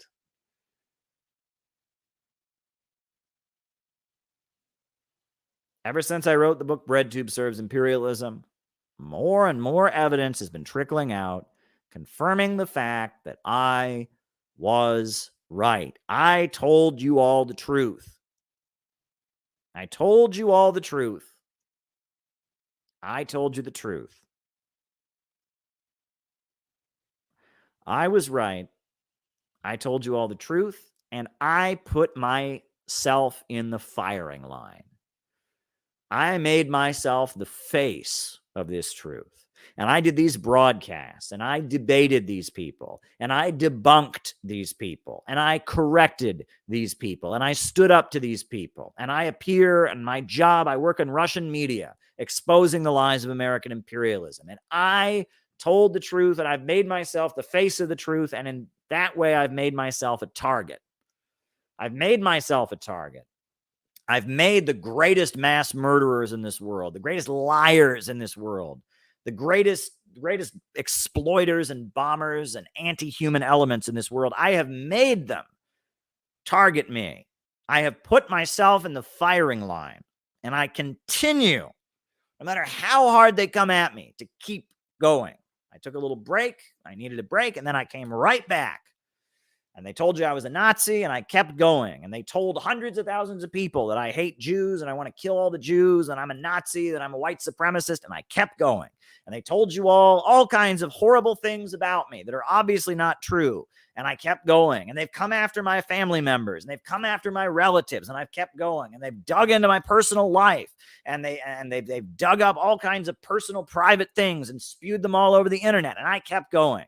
And if you think for a minute that I am going to stop, that I am going to, crawl into a cave and start, doing yoga or something, you are wrong. I am going to keep going. I am going to keep pushing. I am going to keep fighting, because I am in this for something bigger than myself. This is not about me. This is not about my personality. This is not about convincing you that I'm some great person who's infallible. I am none of those things. I am a very flawed individual. My wife would love to tell you about all my great flaws. But I am in this because it needs to be done. I am in this because I see the way that the wind is blowing. I know who the forces of good in this world are. The people of Yemen, the people of Nicaragua, the people of Cuba, the people of Venezuela, the people of Russia, the people of Donbass, the people of Iran, the people of China, the people of the Korean Peninsula. They're right. They are right. And the bankers and imperialists and monopolists, the bloodsuckers who are driving down living standards and enforcing their evil system with war and trying to grind the world into greater poverty, trying to hold back the movements of the people, they're wrong. They're wrong. And their anti-human perspective that tries to incite us to hate our fellow human beings, that tries to teach us not to look our fellow human beings in the face, not to listen to other people, not to love other people, not to find find the goodness in other people, not to see things from other people's perspectives, not to try and live for the sake of others. Their anti-human perspective that thinks man is just another animal, that we're just rats in a maze, fleeing pain, seeking pleasure. We're just little animals they can program with their cell phones. This satanic elite, this class of profiteers and financiers, they will be defeated, and humanity will be victorious, and righteousness will prevail. And just like I have been vindicated, what I said about BreadTube, Jesus Christ will be vindicated. Fidel Castro said, history will absolve me. The forces of righteousness, the forces of truth, the forces of justice will prevail in this world.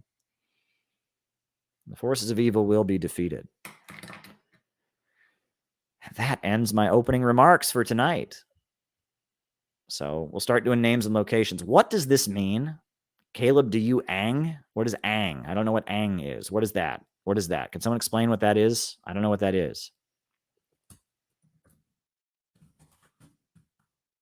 You ang? I don't know what that is. But anyway, folks, names and locations. Names and locations. I will call you out. Names and locations. Names and locations. Who's with us tonight? Names and locations. Who's with us? Who's with us for tonight? We got Nate in the Windy City of Chicago. Welcome, Nate. So glad to have you here with us. So glad to have you. We've got Temple City, Enoch, Australia, David, Rennie in Ontario, Ryan in Oakland. Shout out to you. Maupin time. We got Rice from Adelaide, Australia. Somebody who thinks I'm on fire. Well, I better put it out. I better put myself out. Stop, drop, and roll.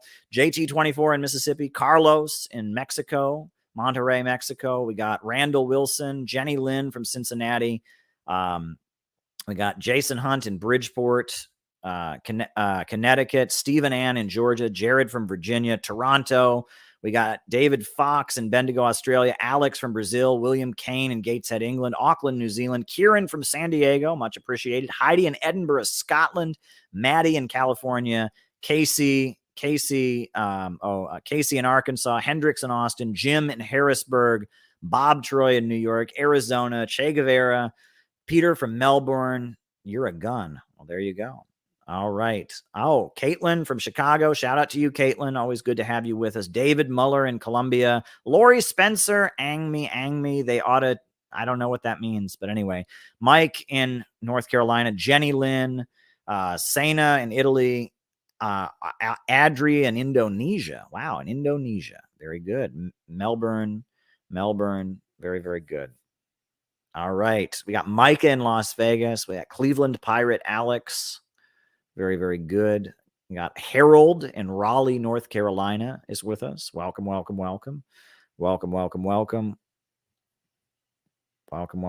got Sena, Italy. So we got Sena in Italy. Very, very good. Stefani Rossi. Good stuff, folks. Good stuff. Anyone else? Names and locations. Killen in Milwaukee. Alan in Chicago.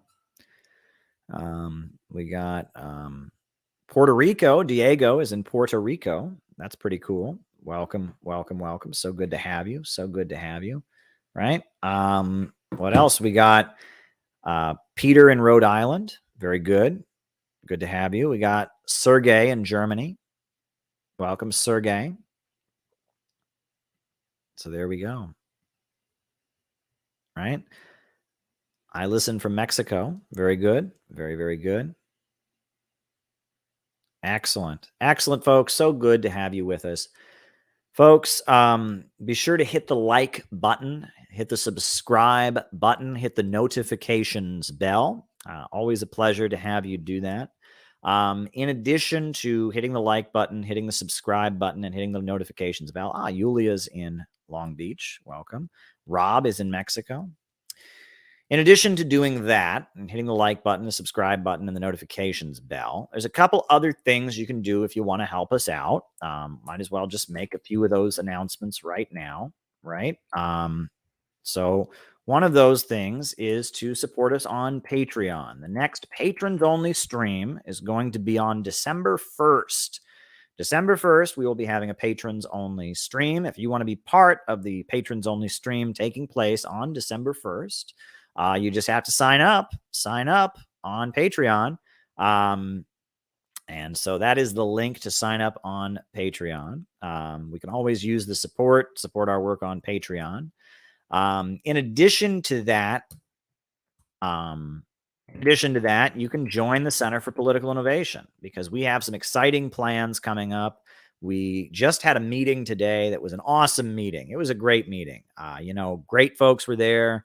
And we made some plans. We talked about what we've got in the works for, we got a conference that's coming up in March. Not saying the date yet, almost said the date.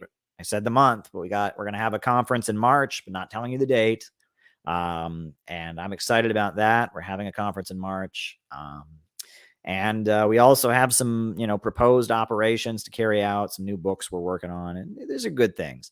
One thing that we've got people doing is some people have stepped up to the plate. They're going to try to give some CPI classes. We have a kind of an outline for those classes. We have the Saxton lectures. That's very exciting. So if you want to be part of CPI, you can join the Center for Political Innovation. You just have to join. We are up to 55 members. We have 55 dues-paying members of the CPI right now. We dissolved, and now we're rebuilding. So if you want to become a member of the Center for Political Innovation, all you have to do is sign up on the website. So please, by all means, become a member. Start coming to meetings once again. Always good to have you there. So welcome, everybody. Like I said, hit the like button, hit the subscribe button, hit the notifications bell. We really appreciate it when you do that because that helps us do what we got to do here. It's always good, always good. So before I start answering super chat questions, and if there are any more super chats, by all means, I've got a good list here, plenty to talk about. However, at this point, if you want to add more to the list, I will try my best to give a good answer to every question. So there you go. But I just wanted to mention, today I went to the gym, I exercised. Today was a cardio day. I go either or every other time. So when I first go to the gym, I do weights, and then the next day I do cardio, and then the next day I do weights again. So today was a cardio day, and I got to tell you, I just started sweating like crazy. I don't know what it was. I don't know why. In the winter, it's often very hard for me to sweat, but I was sweating like crazy at the gym. But I got to tell you, part of the reason I exercise, look at me. I'm not like physically fit. I'm not like a muscle man. I'm not in like the best shape ever. But one of the main reasons I exercise is because it actually really it really helps my mood. It really puts me in a good space. And sweating is really helpful. If you can sweat every day, it's very, very helpful. So going to the gym, I just started exercising, and just suddenly I'm just doing my normal cardio thing, and I just started sweating, and it felt really good. It really got me into a good place. So I felt really, really good about that. Exercise is fascism, as JT24 points out, right? If you are not in bad shape, you are a Nazi. Remember, that's a synthetic left theme, right? Is that I'm just kidding, of course, but there we go. So today was particularly good. I've got a lot of different things I'm working on. We're moving ahead, we're staying busy. We're focused on the struggle for justice and against the imperialists. And it's very, very exciting. So now we will begin the final section of our program, which is quite long usually, which is me answering super chat questions. First super chat question. Are you aware of any Christian anti-imperialist groups in the world? There aren't any in the USA anymore. I am aware of many Christian anti-imperialist groups in the world. One major Christian anti-imperialist group is called the Russian Orthodox Church. The Russian Orthodox Church, big supporters of the government of Putin, strong critic of capitalism, very proud of Stalin and his achievements. Russian Orthodox Church is a Christian anti-imperialist organization. In Nicaragua, a number of evangelical ministers are supporters of the Sandinistas. It's actually kind of interesting. Back in the 80s, the Catholic Church leaned towards supporting the Sandinistas, and so the Contras were evangelicals and Protestants. But now it seems to have flipped. The Catholic Church is the primary institution opposing the Sandinistas. And it tends to be there's a lot of Pentecostal and evangelical ministers in Nicaragua that are big supporters of the Sandinista government.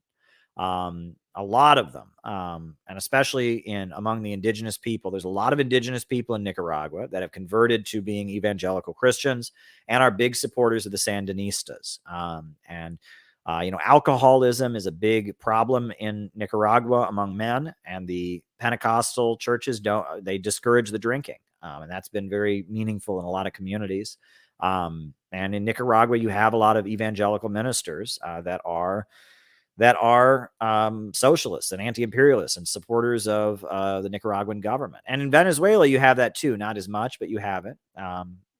In addition to that, in Lebanon, there are a number of Christian organizations that are supporters of Hezbollah, and aligned with Iran, aligned with Venezuela and Cuba. There's a number of Christian denominations in Lebanon that are completely aligned with the global anti-imperialist movement. So that's a reality as well.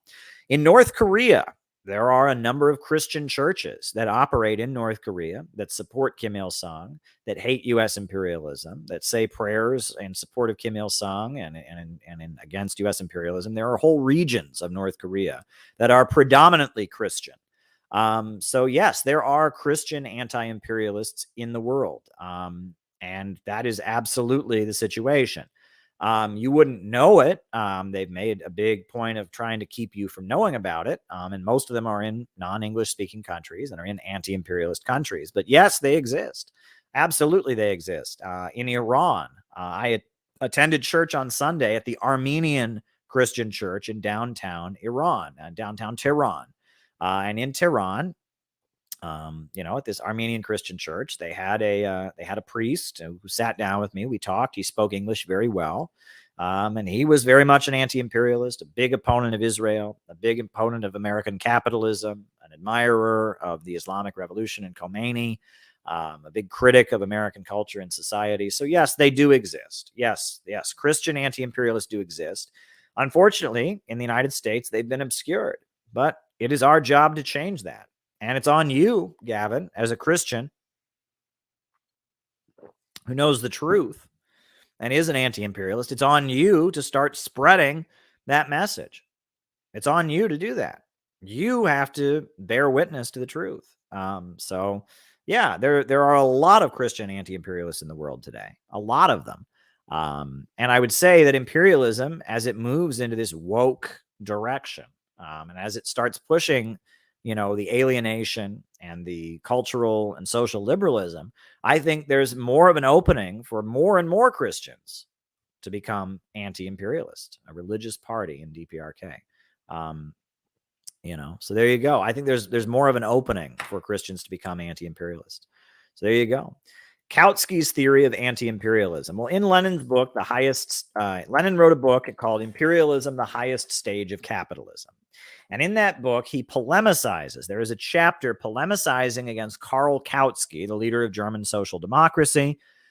And Karl Kautsky developed what he called his theory of ultra-imperialism. And what Karl Kautsky argued was that the financialization of capital, the rise of banks becoming central, industrial capital being submissive to big banks, that was leading to more stability in the world, and it was breaking down inter-imperialist rivalries. And Lenin says, no, actually, imperialism is less stable. There's more economic crises, and it necessitates war, and that the problems of overproduction are not being smoothed over by the financialization of capital, the drive to conquer new markets. And that Kautsky basically was arguing that financialization was making imperialism more stable. It was making all the imperialist countries unite with each other. It was making the problems of the crises of overproduction that spawn the drive to conquer new markets and war, it was making them go away. And Lenin was saying, no, it's actually doing the opposite. It's absolutely doing the opposite. All right.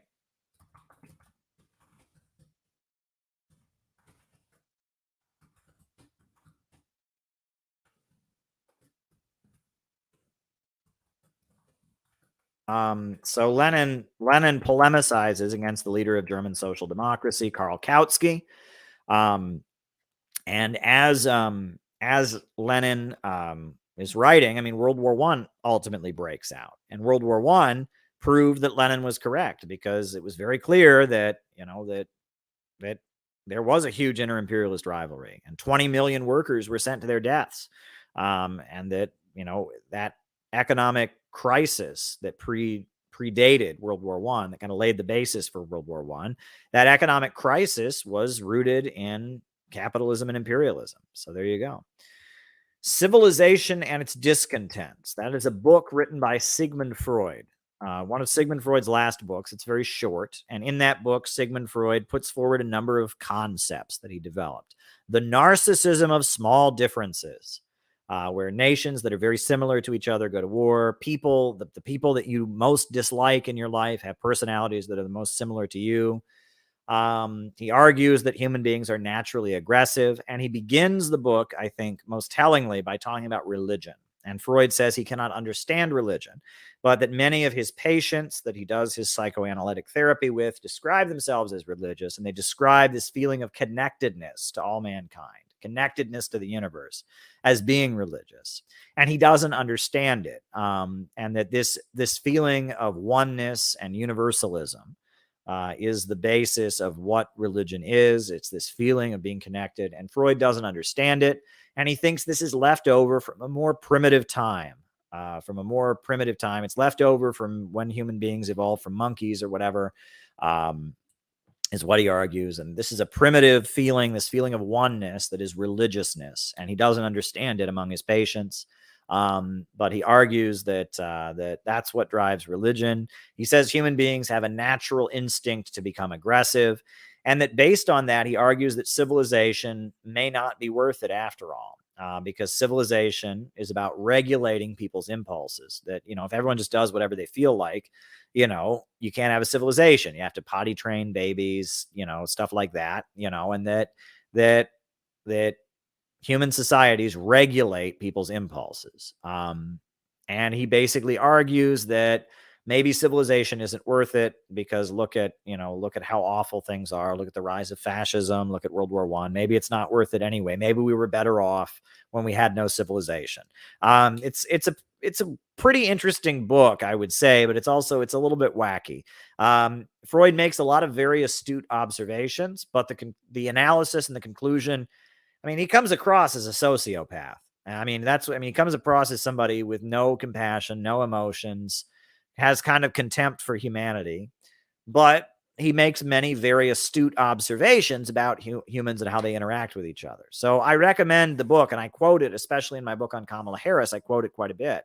It's an important book to read, but it also reveals, I mean, Freud wasn't a good dude, but, you know, bad people can make good observations. And that's why I would recommend the book. And so there you go. And thank you, DNB, for your super chat. All right. Next question. Folk education in the USA and how you see these streams. I don't know what folk education is, but I have noticed that one aspect of Marxism is that, you know, in Judaism, they have their scriptures, right? They have the Talmud, they have the Torah.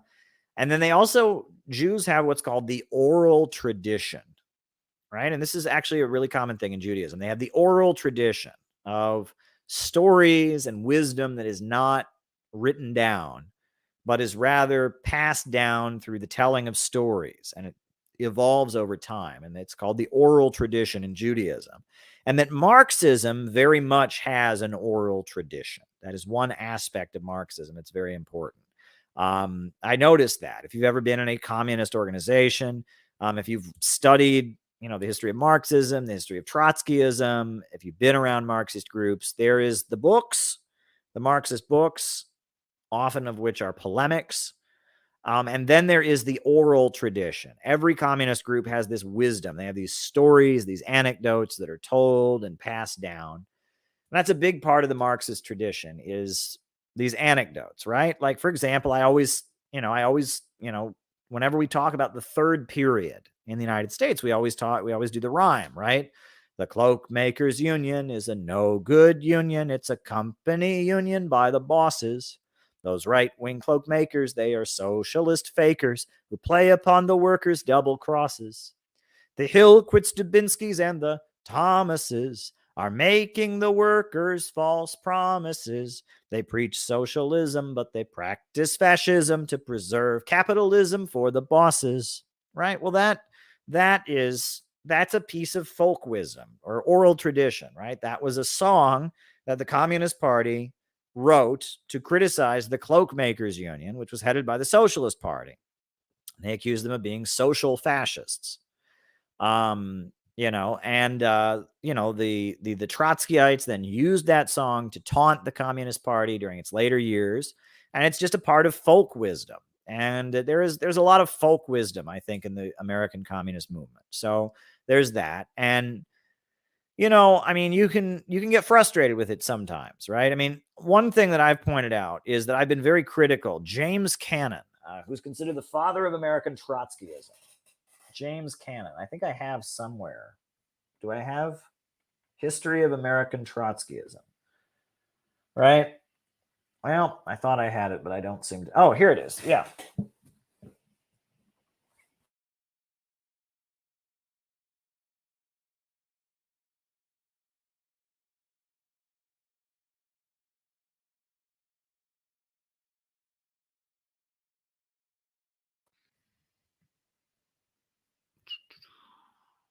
All right. The History of American Trotskyism by James Cannon. All right. This is like the official history of Trotskyism. But you read it, it's not like an academic work. It's not like, a historical narrative. It's a series of speeches that James Cannon gave in which he tells a lot of personal anecdotes, a lot of little stories to make his point. He talks about how during the late 1930s, for example, Trotskyism became a catch-all, that anyone who didn't like the Communist Party became a Trotskyite. And they actually, there's a lot of people who were just misfits, awkward people who had been in the Communist Party and had some falling out and immediately became Trotskyites.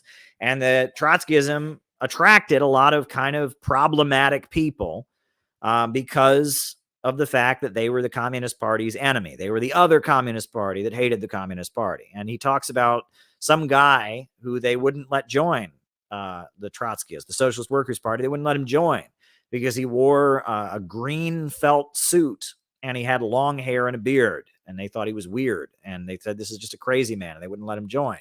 There's anecdotes like that, and that's an oral tradition.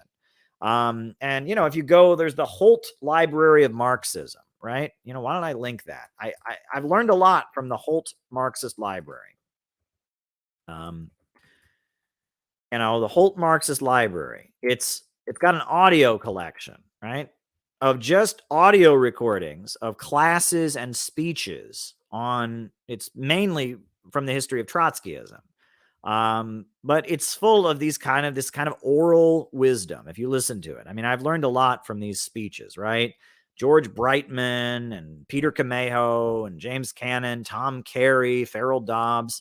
You listen to that. These are people that lived it. These are people who lived through the 1930s, and they're telling their version of events. And I've learned a lot from it. I actually think that the stuff that is polemical against, where they talk about the Shachtmanites and they talk about the split in Trotskyism between the New York intellectuals and Trotsky. There's a lot you can learn about, in that. And that is very much an oral tradition. So I hope that answers your question, Jason. Have you seen the conversation between Wolf and Harvey, where they seem to contradict my interpretation of Marxism and growth? No, I haven't, and I really don't want to see it. I am almost scared to look. I like Richard Wolff a lot. David Harvey, I've never liked. I'll just be honest. David Harvey has always been nothing but rude to me. He's never been friendly. He's never been sympathetic. And David Harvey and I have no relationship whatsoever. I mean, he's always just blown me off. I don't find his lectures to be interesting. I find them to be very highfalutin. And I don't particularly care for David Harvey, but Richard Wolff, I really like. And, so I almost don't want to see this, because I know Richard Wolff, he concedes a lot of ground to the liberals, and he really likes the environmental climate change movement and thinks it lays the basis for anti-capitalism.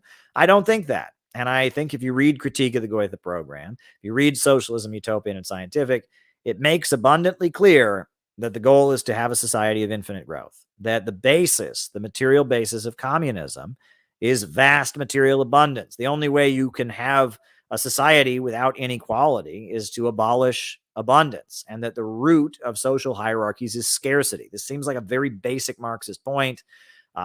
Trotsky makes it in Revolution Betrayed to critique the Soviet Union. Deng Xiaoping makes the point in the late 1970s, critiquing the Gang of Four and the late Mao period and Pol Pot. This seems to be a really, really important point for Marxism. However, you can't be part of the degrowth cult, right? You can't be part of the climate change cult. The climate movement is all about everyone must have less. And so if you're going to be part of the climate cult, you have to repudiate that. But how do we get to communism? How do we get to a society in which there are no classes, in which there is no division of labor, in which people can just do what they feel like doing if you don't have vast abundance? Right? I mean, it's very clear in the Critique of the Goethe Program that is the goal. And the point of socialism is to get rid of the artificial restraints on production that are imposed by the capitalist system and the profit motive. So there you go. All right. Next question. Thoughts on Qatar? Is it anti-imperialist? No, it's not. Qatar, it's interesting. So in the Muslim world, in global Islam, you have three major camps. Now, there are obviously others, right? There's many other interpretations of the Islamic faith. But among the world Muslim movement, you have Saudi Arabia. And Saudi Arabia, they are Sunni Muslims, and the Saudi government is Wahhabi. They practice the Wahhabi interpretation of Islam. Some people call it Salafism. Some people call it Takfiriism. But it is the belief that Islam should be practiced exactly as the Prophet Muhammad practiced it back, thousands of years ago. That is their belief. And Saudi Arabia promotes Wahhabism, or what they call Deobandism in India. In India, there's, they have the Deobandi schools where they promote Wahhabism, and that's funded by Saudi Arabia. And that is the Saudi interpretation of Islam. In Iran, you have Shia Islam. In Iran, they are 12er Shia Muslims, and they promote a revolutionary anti-capitalist interpretation of Islam, not capitalism, but Islam, war of poverty against wealth, neither East nor West, the ideology of Khomeini and the Islamic Revolution. And they are aligned with Cuba, and they're aligned with Venezuela, they're aligned with Russia and China, and they are anti-imperialists, right? And they're aligned with Syria. The majority of the soldiers in the Syrian army are Sunni Muslims, so it's not about promoting Shiaism, but there is the axis of resistance in the Muslim world that has Sunnis in it, that has Shia Muslims in it, has Christians in it. There's the axis of resistance, right? Then there is this other thing, and Qatar and Turkey are the funders of the Muslim Brotherhood, or what Iranians call westernized Islam. And that is, it's not Wahhabi. They're not trying to restore the 1400s. They're not trying to go back to the time of the Prophet. They're not trying to have an absolute monarchy. They believe in capitalism and the free market. They believe in modern technology. They believe in Western democratic elected governments. And they're very anti-communist. And they're the Muslim Brotherhood, right? And it started in Egypt. There was a scholar in Egypt, and forget what year, there was a scholar in Egypt who came to America, and he loved America, and he loved how Americans had their lawns, and they were they're perfect lawns that were like perfectly mowed. And he thought America was such a disciplined place, and he loved America. And what you will generally hear from, Qatar and Turkey, the religious Muslims that are aligned with them will argue that what makes Western countries better is the fact that they they adhere to Islamic principles. They argue that many things in Western society are somehow Islamic. They argue that, for example, that, in the West, we have battered women's shelters, where if a man is beating up his wife, she can run away and go to a battered women's shelter. Well, they argue that the Prophet Muhammad set up such things in his time. They argue that the founders of the United States were Freemasons. They studied the Quran. And that, they argue that the free market and capitalism is intrinsic to Islam, that elected government, and they are pro-Western. And their criticism of the Middle East is they argue that the Middle East is not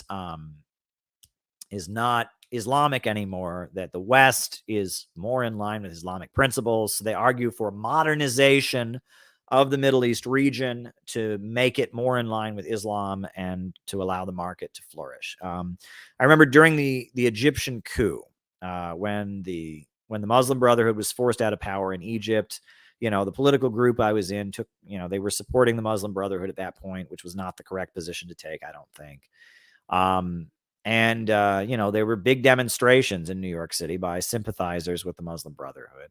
And we met with these doctors and these lawyers that are from the Muslim Brotherhood. They're not members of the Muslim Brotherhood, but they're of that wing of Islam, I should say. The Muslim Brotherhood is a specific organization, but there's a whole chunk of the Islamic world that believes that way, right? That's aligned with Turkey, it's aligned with Qatar, Al Jazeera, etc. And the Squad, by the way, that's Ilhan Omar, and that's their view, right? They're the Turkey Qatari wing. They hate Syria. They hated Gaddafi. They're very anti-Israel, but they're also very opposed to the anti-imperialist countries. They want to negotiate with Iran. They don't like Iran. They're not sympathetic to Iran. They think Iran is no good. They're pro-imperialist.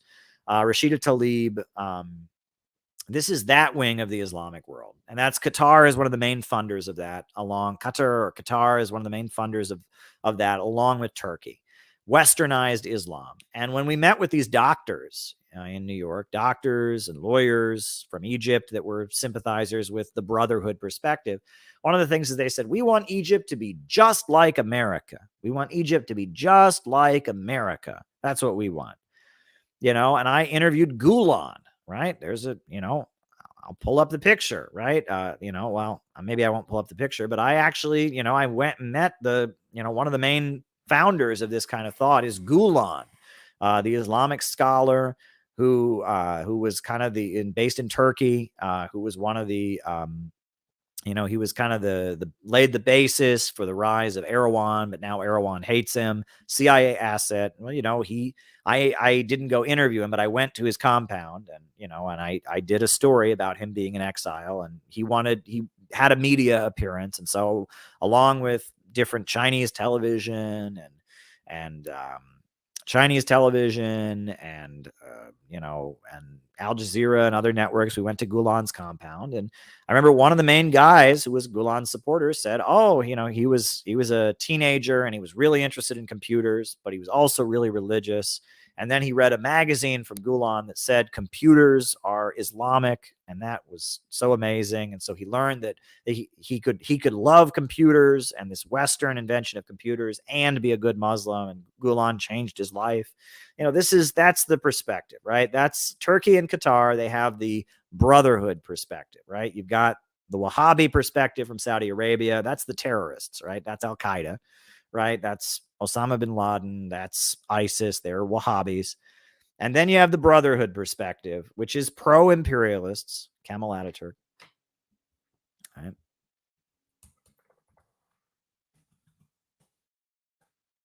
Right. Which is pro-imperialist. And then, you have the anti-imperialist axis of resistance. And there are many Sunnis that are part of it, right? I mean, there's even Christians that are part of it, right? In Syria. So the axis of resistance is very diverse, but the main thrust behind the anti-imperialist bloc in the Middle East right now, the axis of resistance, is Shia Islam in Iran. But there's many, many different forces in it. And part of the lie that Saudi Arabia and Turkey and others put out is they claim that it's a Shia conspiracy to take over the world. They call it the Shia Crescent. But there you go. But the Muslim Brotherhood, they're longtime CIA assets. They like the Democrats, though. The Saudis seem to like the Republicans. And now the Muslim Brotherhood seems to like the Democrats. And that seems to be one of the differences. But there you go. But yeah, it's really clear, as we see an increasing number of Muslims in the United States, they tend to be Muslim Brotherhood Muslims, and they tend to be Democrats. And the squad, Rashida Tlaib and Ilhan Omar, that's who's funding them. That's the wing of the Muslim world that they're aligned with. And it's not anti-imperialist. That's why they talk smack endlessly about Syria. They talk critically of Iran.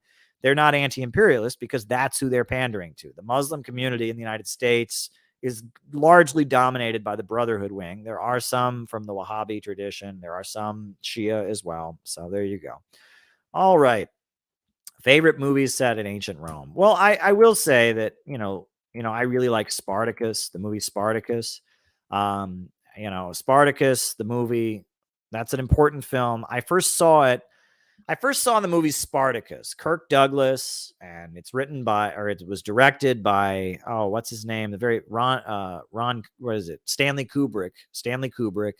And it's a very, very well-made film, but I first saw it when I was a kid. I got the VHS tape from the library, and I didn't like it because I was expecting Braveheart. I'd seen Braveheart, and I thought Braveheart was such an amazing, emotional film. I was expecting that Spartacus would be Braveheart. So I saw Spartacus when I was, junior high age, and I was like, what is this? I didn't like it. It wasn't until years later that I understood the politics of the movie Spartacus that I really appreciated it. Spartacus, the movie, it's based on a novel about Spartacus written by Howard Fast, who was a member of the Communist Party. And then they had Dalton Trumbo, another member of the Communist Party, write the screenplay. And then they made the movie as a friendly gesture to the Soviet Union. The movie was a gesture to the Soviet Union. It was part of the thawing of McCarthyism. And it was the Kennedy administration and the CIA sending a message to Soviet filmmakers and intellectuals. Look, we can make a communist movie in America, and you can't make a pro-capitalist movie in the Soviet Union. And it was very much, it was the USA sending a message to Soviet intellectuals. It was part of the Cold War liberalism, part of the Congress for Cultural Freedom. But it's a really well-made film. And, and the message of the film is that you should align with the liberals. It's about fascism, basically, is that Rome, there's a huge slave revolt. And in response to the slave revolt, Rome becomes a fascist government with the military-industrial complex takes over the government. Crassus becomes the dictator. And so the way that Spartacus's son is able to get free and to escape is because, they align with the liberals who want to preserve democracy against the militarist right wing. It's urging communists of the world to vote for the Democrats, basically, is what the film is about. But it's still a well-made film. And it's pretty clear that, the area when the slaves have their freedom and they set up this, socialistic society in the mountains, that's supposed to be like the Soviet Union. And Crassus is supposed to be Hitler. He's supposed to be a military dictator. It's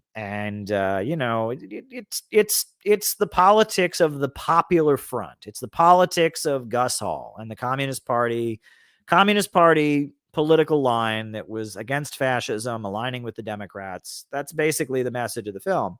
But it's a well-made film, but I didn't enjoy it until I understood the politics. One funny thing about Spartacus, the movie, is that it's anti-gay. Crassus, the villain, is portrayed as a homosexual, and that's supposed to be a sign that he's so evil. And it also plays into the idea that fascists were homosexual, which was actually in the Soviet Union, that was a widely believed thing, was that Nazis and fascists were all gay. That was a big point of Soviet propaganda. And in the film Spartacus, they portray Crassus as he's the Hitler of Rome, basically. He's this militarist dictator, and he's gay. And he tries to rape one of his slaves, and the slave runs away from him. So I think that's kind of hilarious, actually. It's sad. Obviously we don't want to stigmatize gay people, but that was a communist belief about fascism, was that fascism was rooted in homosexuality. It was some kind of Freudian thing, like fascists Fascists are gay people that are repressing it, and so they love militarism and marching in uniforms and stuff like that because they're gay and can't admit it. That was a really common belief in the Soviet Union. And actually, what's interesting is during the early 60s, right, this period where we saw McCarthyism breaking, this movie comes out, Spartacus. They portray Crassus as a homosexual fascist. George Lincoln Rockwell, who was the leader of the American Nazi Party, right? Many of the opponents of George Lincoln Rockwell claimed that the American Nazi Party was a homosexual front. And it was based on this same belief. And this was a belief in the Soviet Union. The Soviet Union, they believed that fascism was the result of repressed homosexual feelings. I kid you not. This was a very widely believed. So it was put out in the press at the time that George Lincoln Rockwell's Nazi Party was actually a homosexual front. And there was some logic to that because we know that, Ernst Rem, who was the founder of Hitler's SS, was gay. Then Hitler had the Night of Long Knives and killed him. But many of the early Nazis, the stormtroopers, were gay. That's true. And that prior to the rise of the Nazis, Germany had been the center of the gay rights movement. There was a whole institute for studying homosexuality that had been built by the Weimar government. And there were gay bars and drag shows all over Berlin. And, there was, that was a widespread belief. And that Freudian psychoanalysis was very popular in the Soviet Union. Sabina Spielrein, who was considered she's like a founding father of Freudian psychoanalysis. She died in the Second World War. She worked directly with Sigmund Freud. She worked directly with Carl Jung. And then she went to the Soviet Union, and she died in World War II. She was murdered by the Nazis when they took over the city she was living in, and they killed all the Jews in the city. And that many of the Soviet bureaucrats, a lot of the Soviet bureaucracy was really into Freudianism and psychoanalysis. So psychoanalytic thinking was very widespread in the Soviet Union, and traditional psychoanalysis views homosexuality in a negative light, views homosexuality as being a deviation caused by childhood trauma or improper relationships with one's parents that one can get over through psychoanalytic therapy. Modern psychoanalysis has obviously moved away from that, but classical Freudian thinking is believing that homosexuality is a deviation, but also believing that it's everywhere, right? And there's something to be said for that. I mean, nowadays, if people are gay, they're just gay, right? But back before there was a gay rights movement, there were a lot of people who were gay and were expressing it in different ways, right? And so the belief that all these people that are enthusiastic about men in uniforms and marching and boots and all of that they're all, they're gay people who are like in denial. You can see how somebody, coming at things from the Freudian belief that homosexuality is rooted in like developmental problems.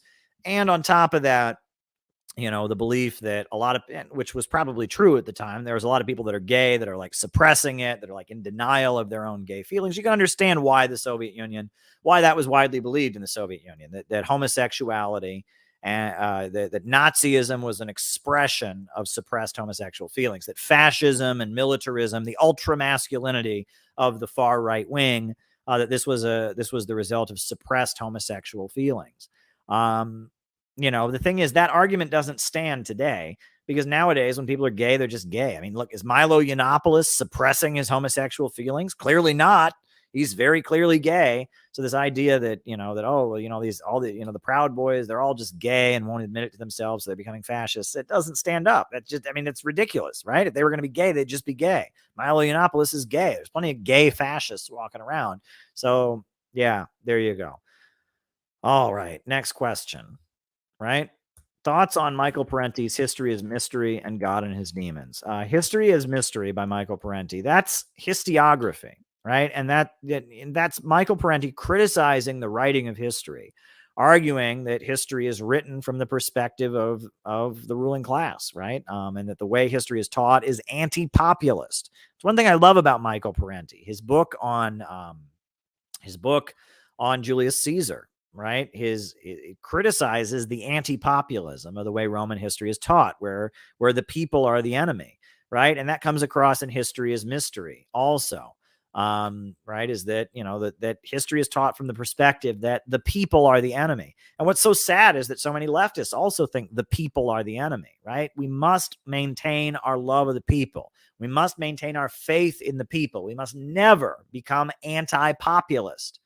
Everything we do must be based on love for the people, love for the masses. We must reject the anti-humanism of the synthetic left, the anti-populism of the synthetic left. And Michael Parenti, he emphasizes that history is written in an anti-populist lens, written from the perspective of the elites. And that's very true. And I like that about Parenti.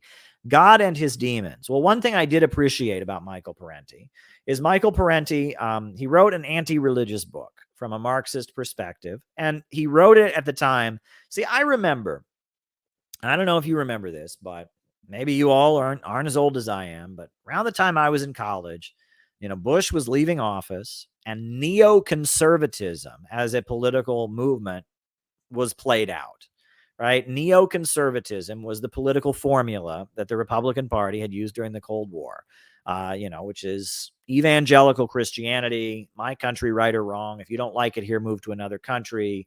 America and Christianity walk hand in hand. And if you don't like it, you're a traitor to the homeland or something like that. This kind of like very authoritarian, very militaristic, very pro-establishment conservatism rooted in evangelical Christianity. And Bush was president. And when Bush was president, he was very much a neocon, and he was very much in bed with the evangelical Christian right, with Jerry Falwell and Pat Robertson. And he ruined a lot of things. I mean, he caused a lot of big problems for the U.S. imperialists. First big problem that Bush caused for the U.S. imperialists was that he drove the oil prices up, which, made a lot of money for his friends at ExxonMobil and BP, Shell, and Chevron, but it also enabled Russia to reboot their economy. It also enabled Venezuela and Bolivarian socialism to reboot and launch a movement all across Latin America. It also enabled the Islamic Republic of Iran to expand its influence in the Middle East. And so because of that, Bush, by attacking Iraq and doing other things that drove the oil prices up, he made anti-imperialist. He's no longer gay. Well, there you go. I don't keep up with the sex life of Milo, but anyway, that they drove the oil prices up and strengthened anti-imperialism. First thing. Second thing was that Bush used the word crusade to describe the fight against terrorism. And that was an anti-Islamic thing. And that the Christian right, the evangelical right wing in America, were doing a lot of very anti-Islamic things. And even though the USA tries to court Saudi Arabia and the Muslim Brotherhood as their allies, the anti-Islamic things that were being done by the Christian right in America, like Bush calling the war on terrorism a crusade, not a word that you're going to win favor with Muslims if you use.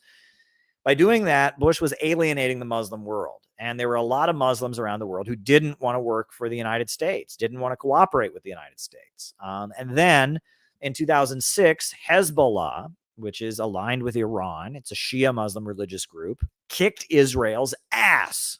Israel invaded Lebanon, and Hezbollah destroyed them. Hezbollah just devastated the Israelis. I mean, just drove them out of Lebanon, kicked their ass. So Hezbollah, the whole Muslim world, was getting alienated from the United States because of what Bush was doing. And on top of that, the whole Muslim world was cheering for Hezbollah, which is an anti-imperialist organization aligned with Iran. And so you put in this situation, the Christian right wing and Bush and the neocons, they had strengthened all the anti-imperialist countries. They had alienated all the Muslims of the world. So the U.S. imperialists needed a reboot. And Barack Hussein Obama was that reboot. He was a modern day, a 21st century Napoleon. Napoleon tried to conquer Syria and Egypt by putting up posters everywhere announcing that he was a Muslim. He wasn't a Muslim. He was lying, but he was trying to say, oh, look, we're your friends. I'm a Muslim. And he lied about being a Muslim. Obama faked out the Muslim world. He's the president of the United States. His middle name's Hussein. And the right wing are always calling him a Muslim.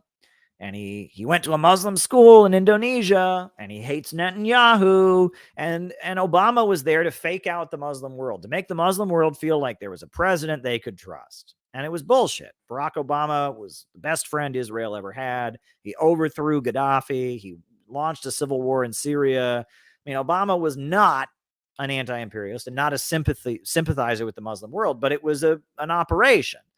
And in order to pull off that operation, right, in order to kind of reboot with the Muslim world, you know, they had to weaken the religious right wing in the United States. And so in order to do that, you had the new atheist movement.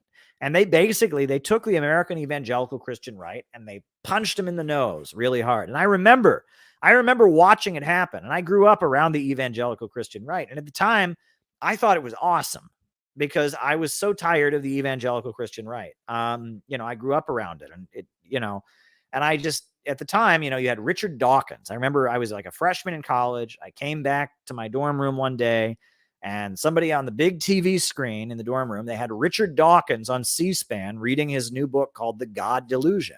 And there was Richard Dawkins saying, you know, I'm an atheist and there is no God. God is not real. And, you know, at the time, everyone who couldn't stand the evangelical Christian right and their drive for war thought this was awesome, right? And it wasn't just Richard Dawkins. You also had Christopher Hitchens, right? And he says, God doesn't exist. God doesn't exist. And if God did exist, it would be a lot like living in North Korea. God's not desirable. It would be like having someone watching you all the time, to make sure you're following the rules. I don't want God to exist. You know, I've been to a country where everyone's pious all the time, and it's called North Korea. I don't like North Korea. I mean, it's like Richard Dawkins is up there. You know, Richard Dawkins, Christopher Hitchens, Sam Harris, Letter to a Christian Nation. So the new atheist movement was this huge push. It was promoted from the highest levels. You know, I mean, the New York Times and the Wall Street Journal and all kinds of social media. And it was about giving the evangelical Christian right a punch in the mouth. That's what it was about. It was about giving them a punch in the mouth. You know, Tyler McConnell wants me to do my whole stream in the voice of Christopher Hitchens. The reason I hate religion is because I hate North Korea. But anyway, you know, it was about giving a punch in the mouth to the evangelical Christian right so they could do the Obama thing. They wouldn't have been able to do the Obama thing if the Christian right in the United States didn't take a beating. And so they gave them a beating. And it was the left. It was liberals who gave them a beating, right? And Richard Dawkins was going around speaking about why he thought there's no God. And Christopher Hitchens was out there, and Sam Harris was out there. So Michael Parenti, in that context, wrote God and His Demons. You know, and it's like, look, atheist books are selling. He wrote his atheist book. But to Michael Parenti's credit, he's not an atheist. He's an agnostic. And he actually, in that book, he says, I don't know if God exists or not. And I don't know what created the universe. And actually, even though Michael Parenti is much more, I mean, he's an actual doctrinaire Marxist, he was better toward religion than I think Christopher Hitchens and Sam Harris and other people were. I mean, that's actually kind of fascinating to me. You know, I respect Michael Parenti a lot because, you know, his book, God and His Demons, he talks about the Tibet separatists and the Dalai Lama.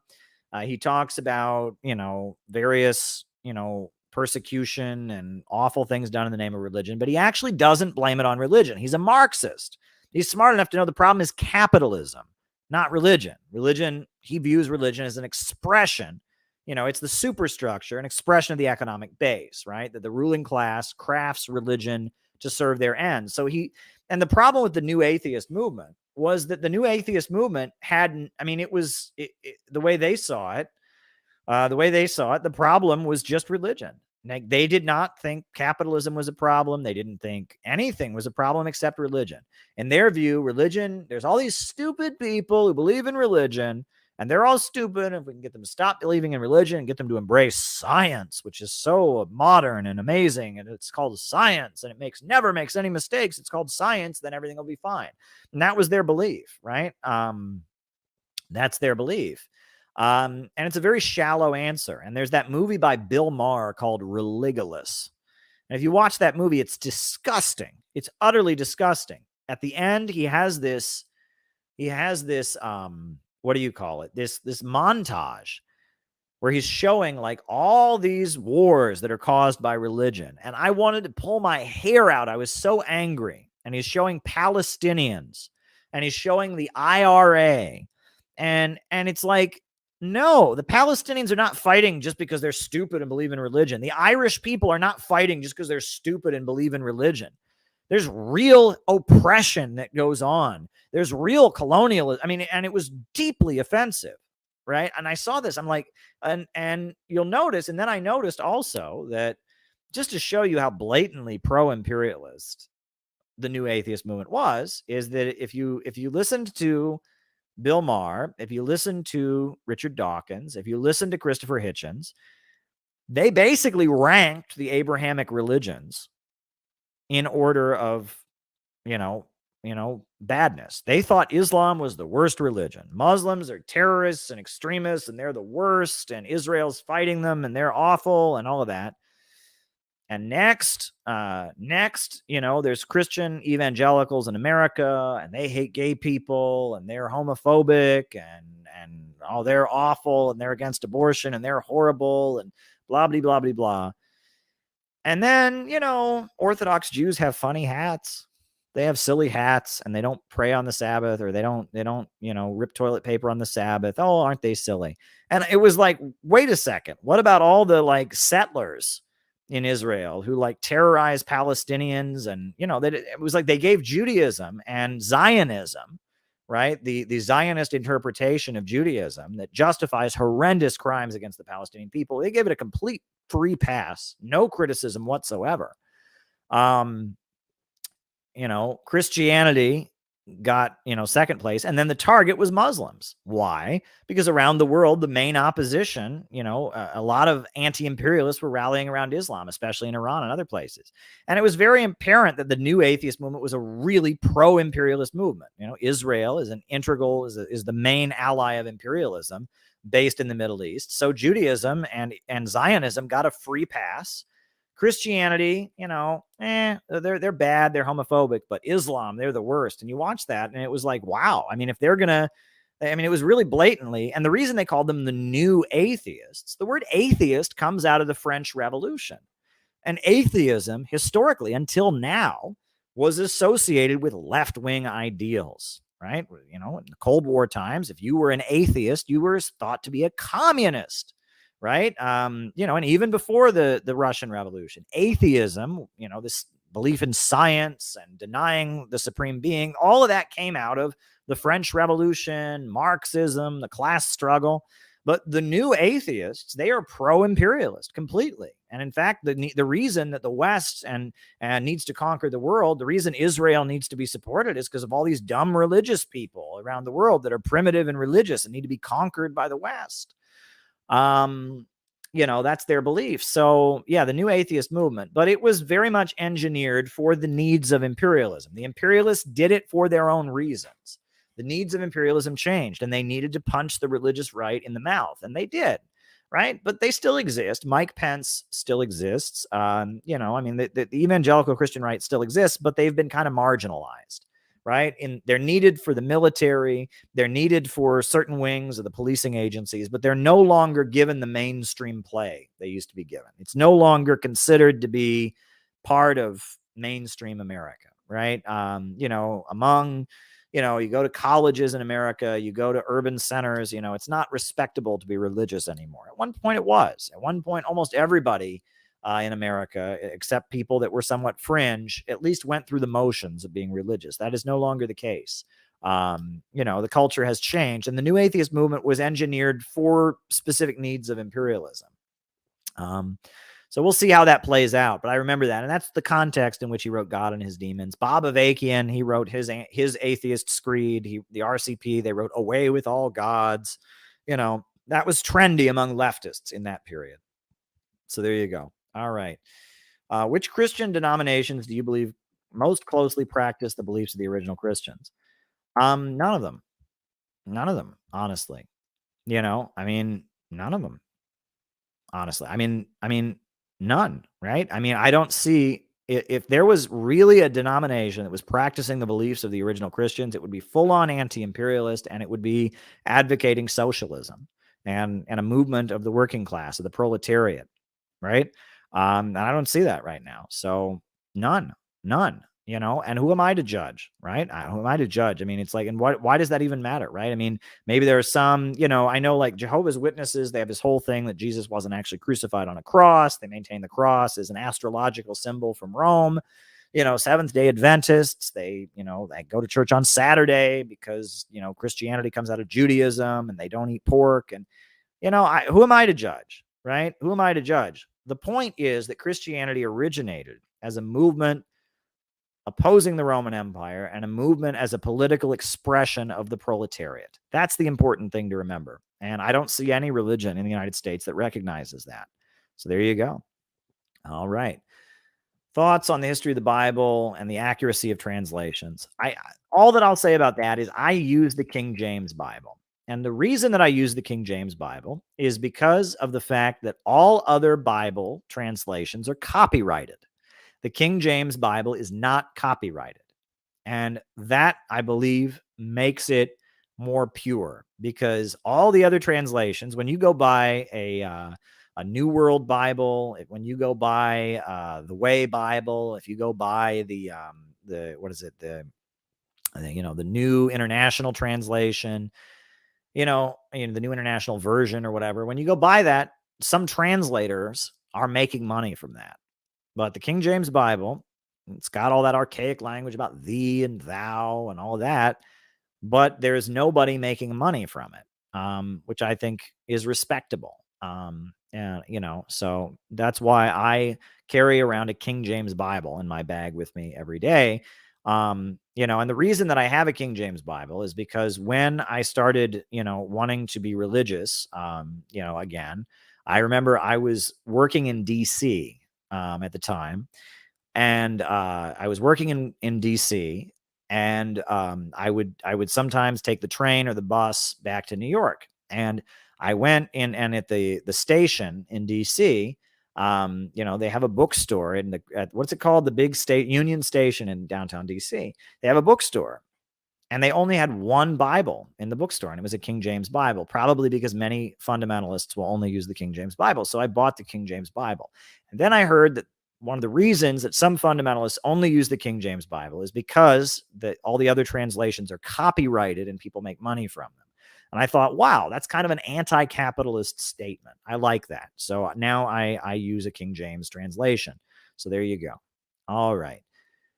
Can Putin achieve his stated mission of denazification without conquering all of Ukraine? I don't think that Russia wants to, bring all of Ukraine into Russia. I think Russia wants to protect the people of the eastern regions, that have been facing bombardment and attack.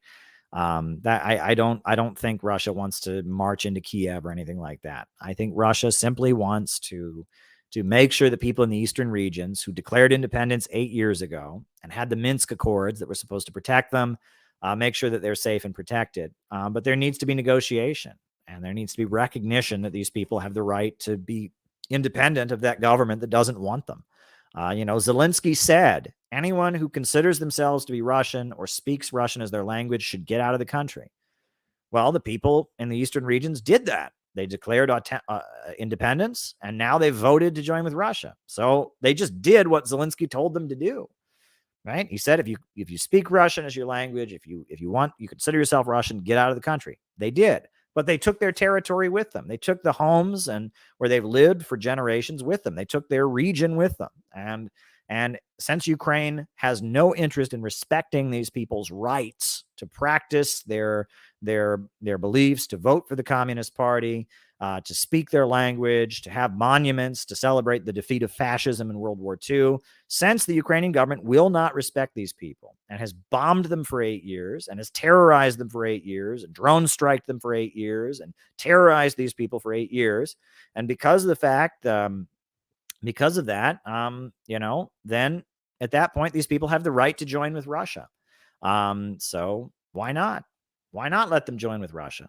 I mean, and if Ukraine doesn't want these people, why does it want the territory? That makes no sense to me. These people, they hate the people of the Donbass regions. They hate them. They call them separatists. They call for their killing. They're torturing them. Look at the horrendous things they're doing in the regions in Kherson and the areas they retake. They're torturing people and all that. So if they don't want them, why do they want their regions? I mean, it's like the Native Americans, right? I mean, it's like they not only, I mean, it's it's like they want the land these people live on, but they don't want the people to be there, right? I mean, and people say Russia's imperialist. The Ukrainian government are the imperialists. They're the colonizers. They essentially want to colonize Donbass. They want to kick out the people who live there and take it for themselves. That's what's going on there. If you are going to have Donbass be part of your country, then you have to accept the people that live there. And that means letting them speak their language. That means letting them be proud of their heritage. That means, not bombing and killing them. But they want Donbass, but they don't want the people who live there. It doesn't work that way. Doesn't work that way. Right. And so, I mean, the East, the West Ukrainian nationalist types, they want to genocide and wipe out or drive out the Russian-speaking people of the eastern regions. And there you go. Right. You might want to mention that the Communist Party of Ukraine supports the Russian special operation. Yes, David, I do want to mention that. And the Communist Party of Ukraine that was outlawed, that was heavily voted for in these regions, and the Communist Party of the Russian Federation are the biggest supporters of these operations. Right. In fact, the Communist Party of Russia, the Communist Party of the Russian Federation, called for this to happen a long time ago. And the Communist Party in Ukraine, the communists who ran the Donetsk People's Republic and the Lugansk People's Republic, they called for military intervention and support from Russia and recognition from Russia for a long time. So this notion that that somehow this is imperialism. It scares me. It really scares me that leftists in America have no idea what communists around the world believe. They really don't. The global communist movement supports Russia. The communists in Ukraine support Russia. The communists in Russia support the military operation. I mean, all the communist countries in the world, North Korea, Cuba, Venezuela, they all support Russia. Vietnam supports Russia. China supports Russia. But Americans who think they believe in communism, they don't know this. So much so that the Communist Party of the United States has been able to launch a crazy witch hunt against me for the fact that I work in Russian media and I take pro-Russian positions. If the Communist Party, which is supposed to be the American expression of the global communist movement, is so insane and deluded that it would run an article on its website saying that NATO is the main danger, not, NATO is the main, or Russia is the main danger, not NATO. They would run an article on their website saying that. John Bechtel wrote this horrendous article saying Russia was the main threat, not NATO. And that they would be able to psych their membership into this belief that the Center for Political Innovation, that we're all somehow Nazis because we take the exact same position that the Cubans take, the exact same position that the Russians take, the exact same position that the Vietnamese take, that the Chinese take. The fact that there is such a delusion among American Marxists about what they believe, that they're able to do this within the Communist Party, which is supposed to be the American expression of the global communist movement. This shows how much leftism is a psyop and how much we have to get out of the movement to the masses.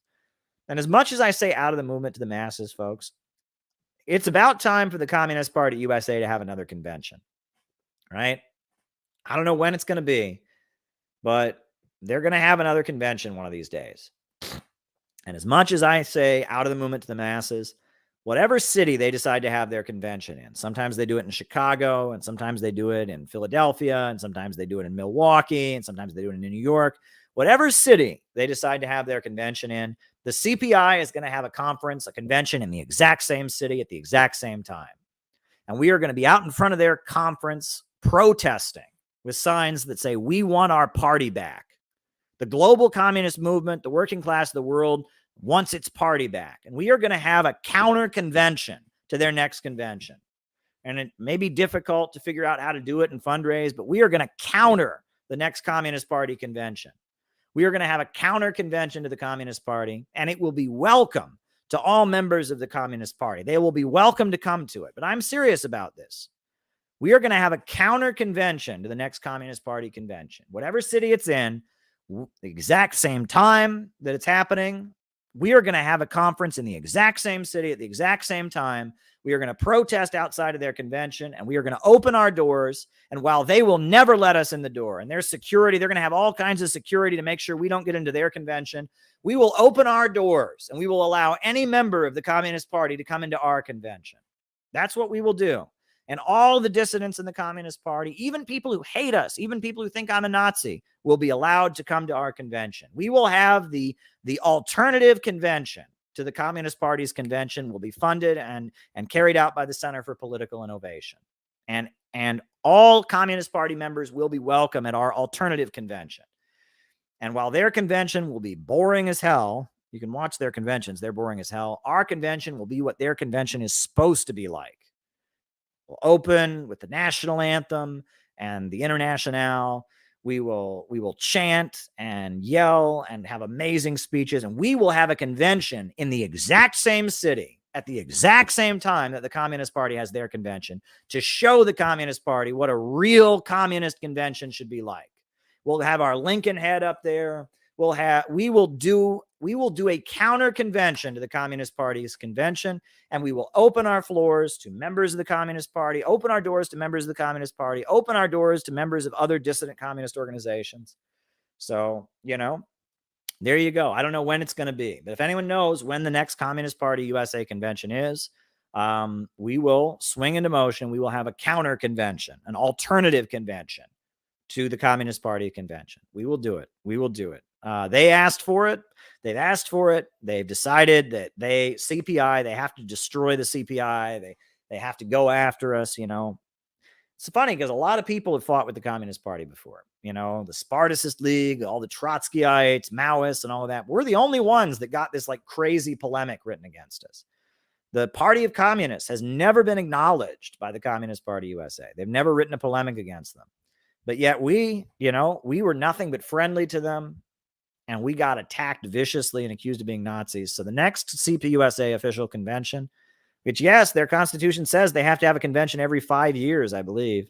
They have to have it according to their constitution. The next convention they have will be a counter convention by the CPI. So there you go. There you go. All right. The next super chat question I got was, Caleb, do you ang? I don't know what that means. What is ang? A-E-N-G. Caleb, do you ang? What is that? Is that like some kind of dirty joke or some meme? What is that? Can someone explain what that is? Because I can't answer it if I don't know what it is.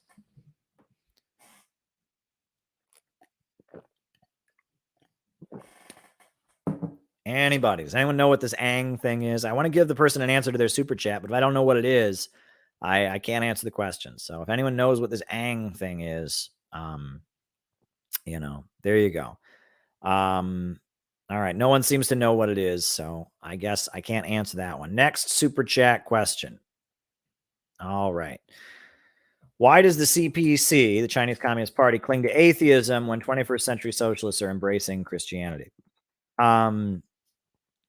Well, I think that's because if you look at the history of China, China didn't have a major religion at the time that it had its revolution.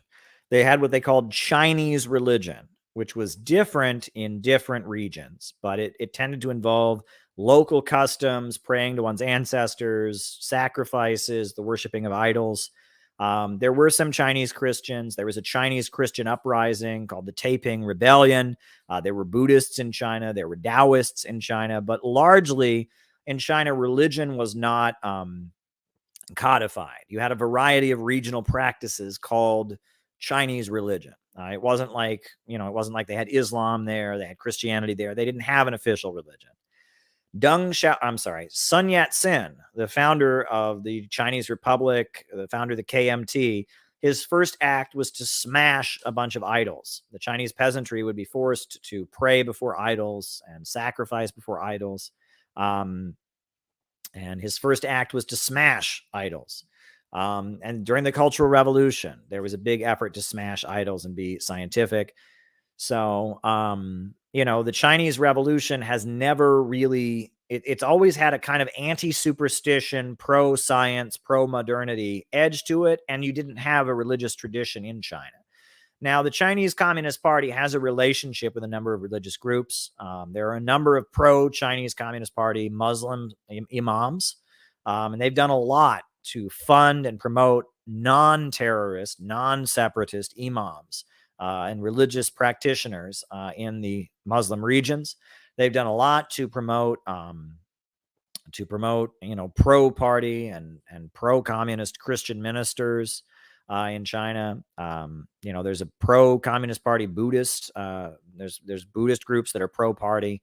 So they've done a lot to make room for religious people who are supporters of the Communist Party. But yes, the Chinese Communist Party still maintains its atheistic position, and that is based on China's unique history. I think if in Russia, the Communist Party is now a Christian party.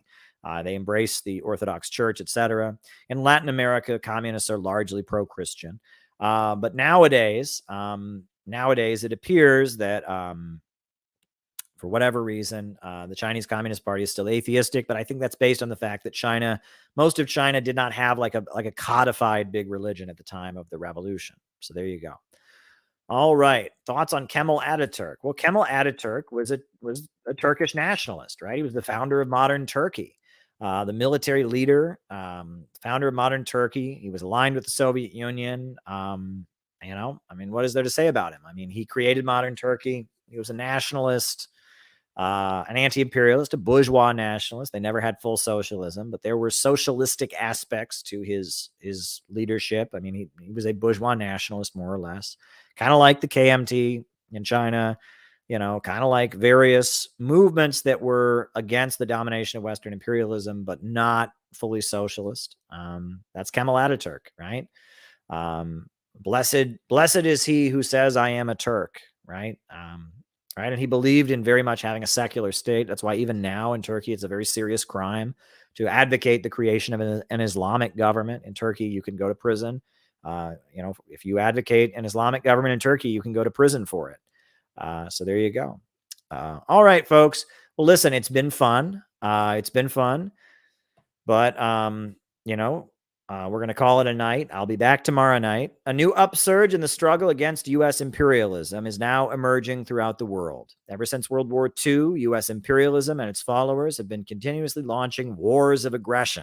But the people of various countries have been continuously waging revolutionary wars to defeat their aggression. And while the danger of a new world war still exists and the people of all countries must get prepared, revolution is the main trend of the world today. While the danger of a new world war still exists and the people of all countries must get prepared, revolution is the main trend in the world today. Good night.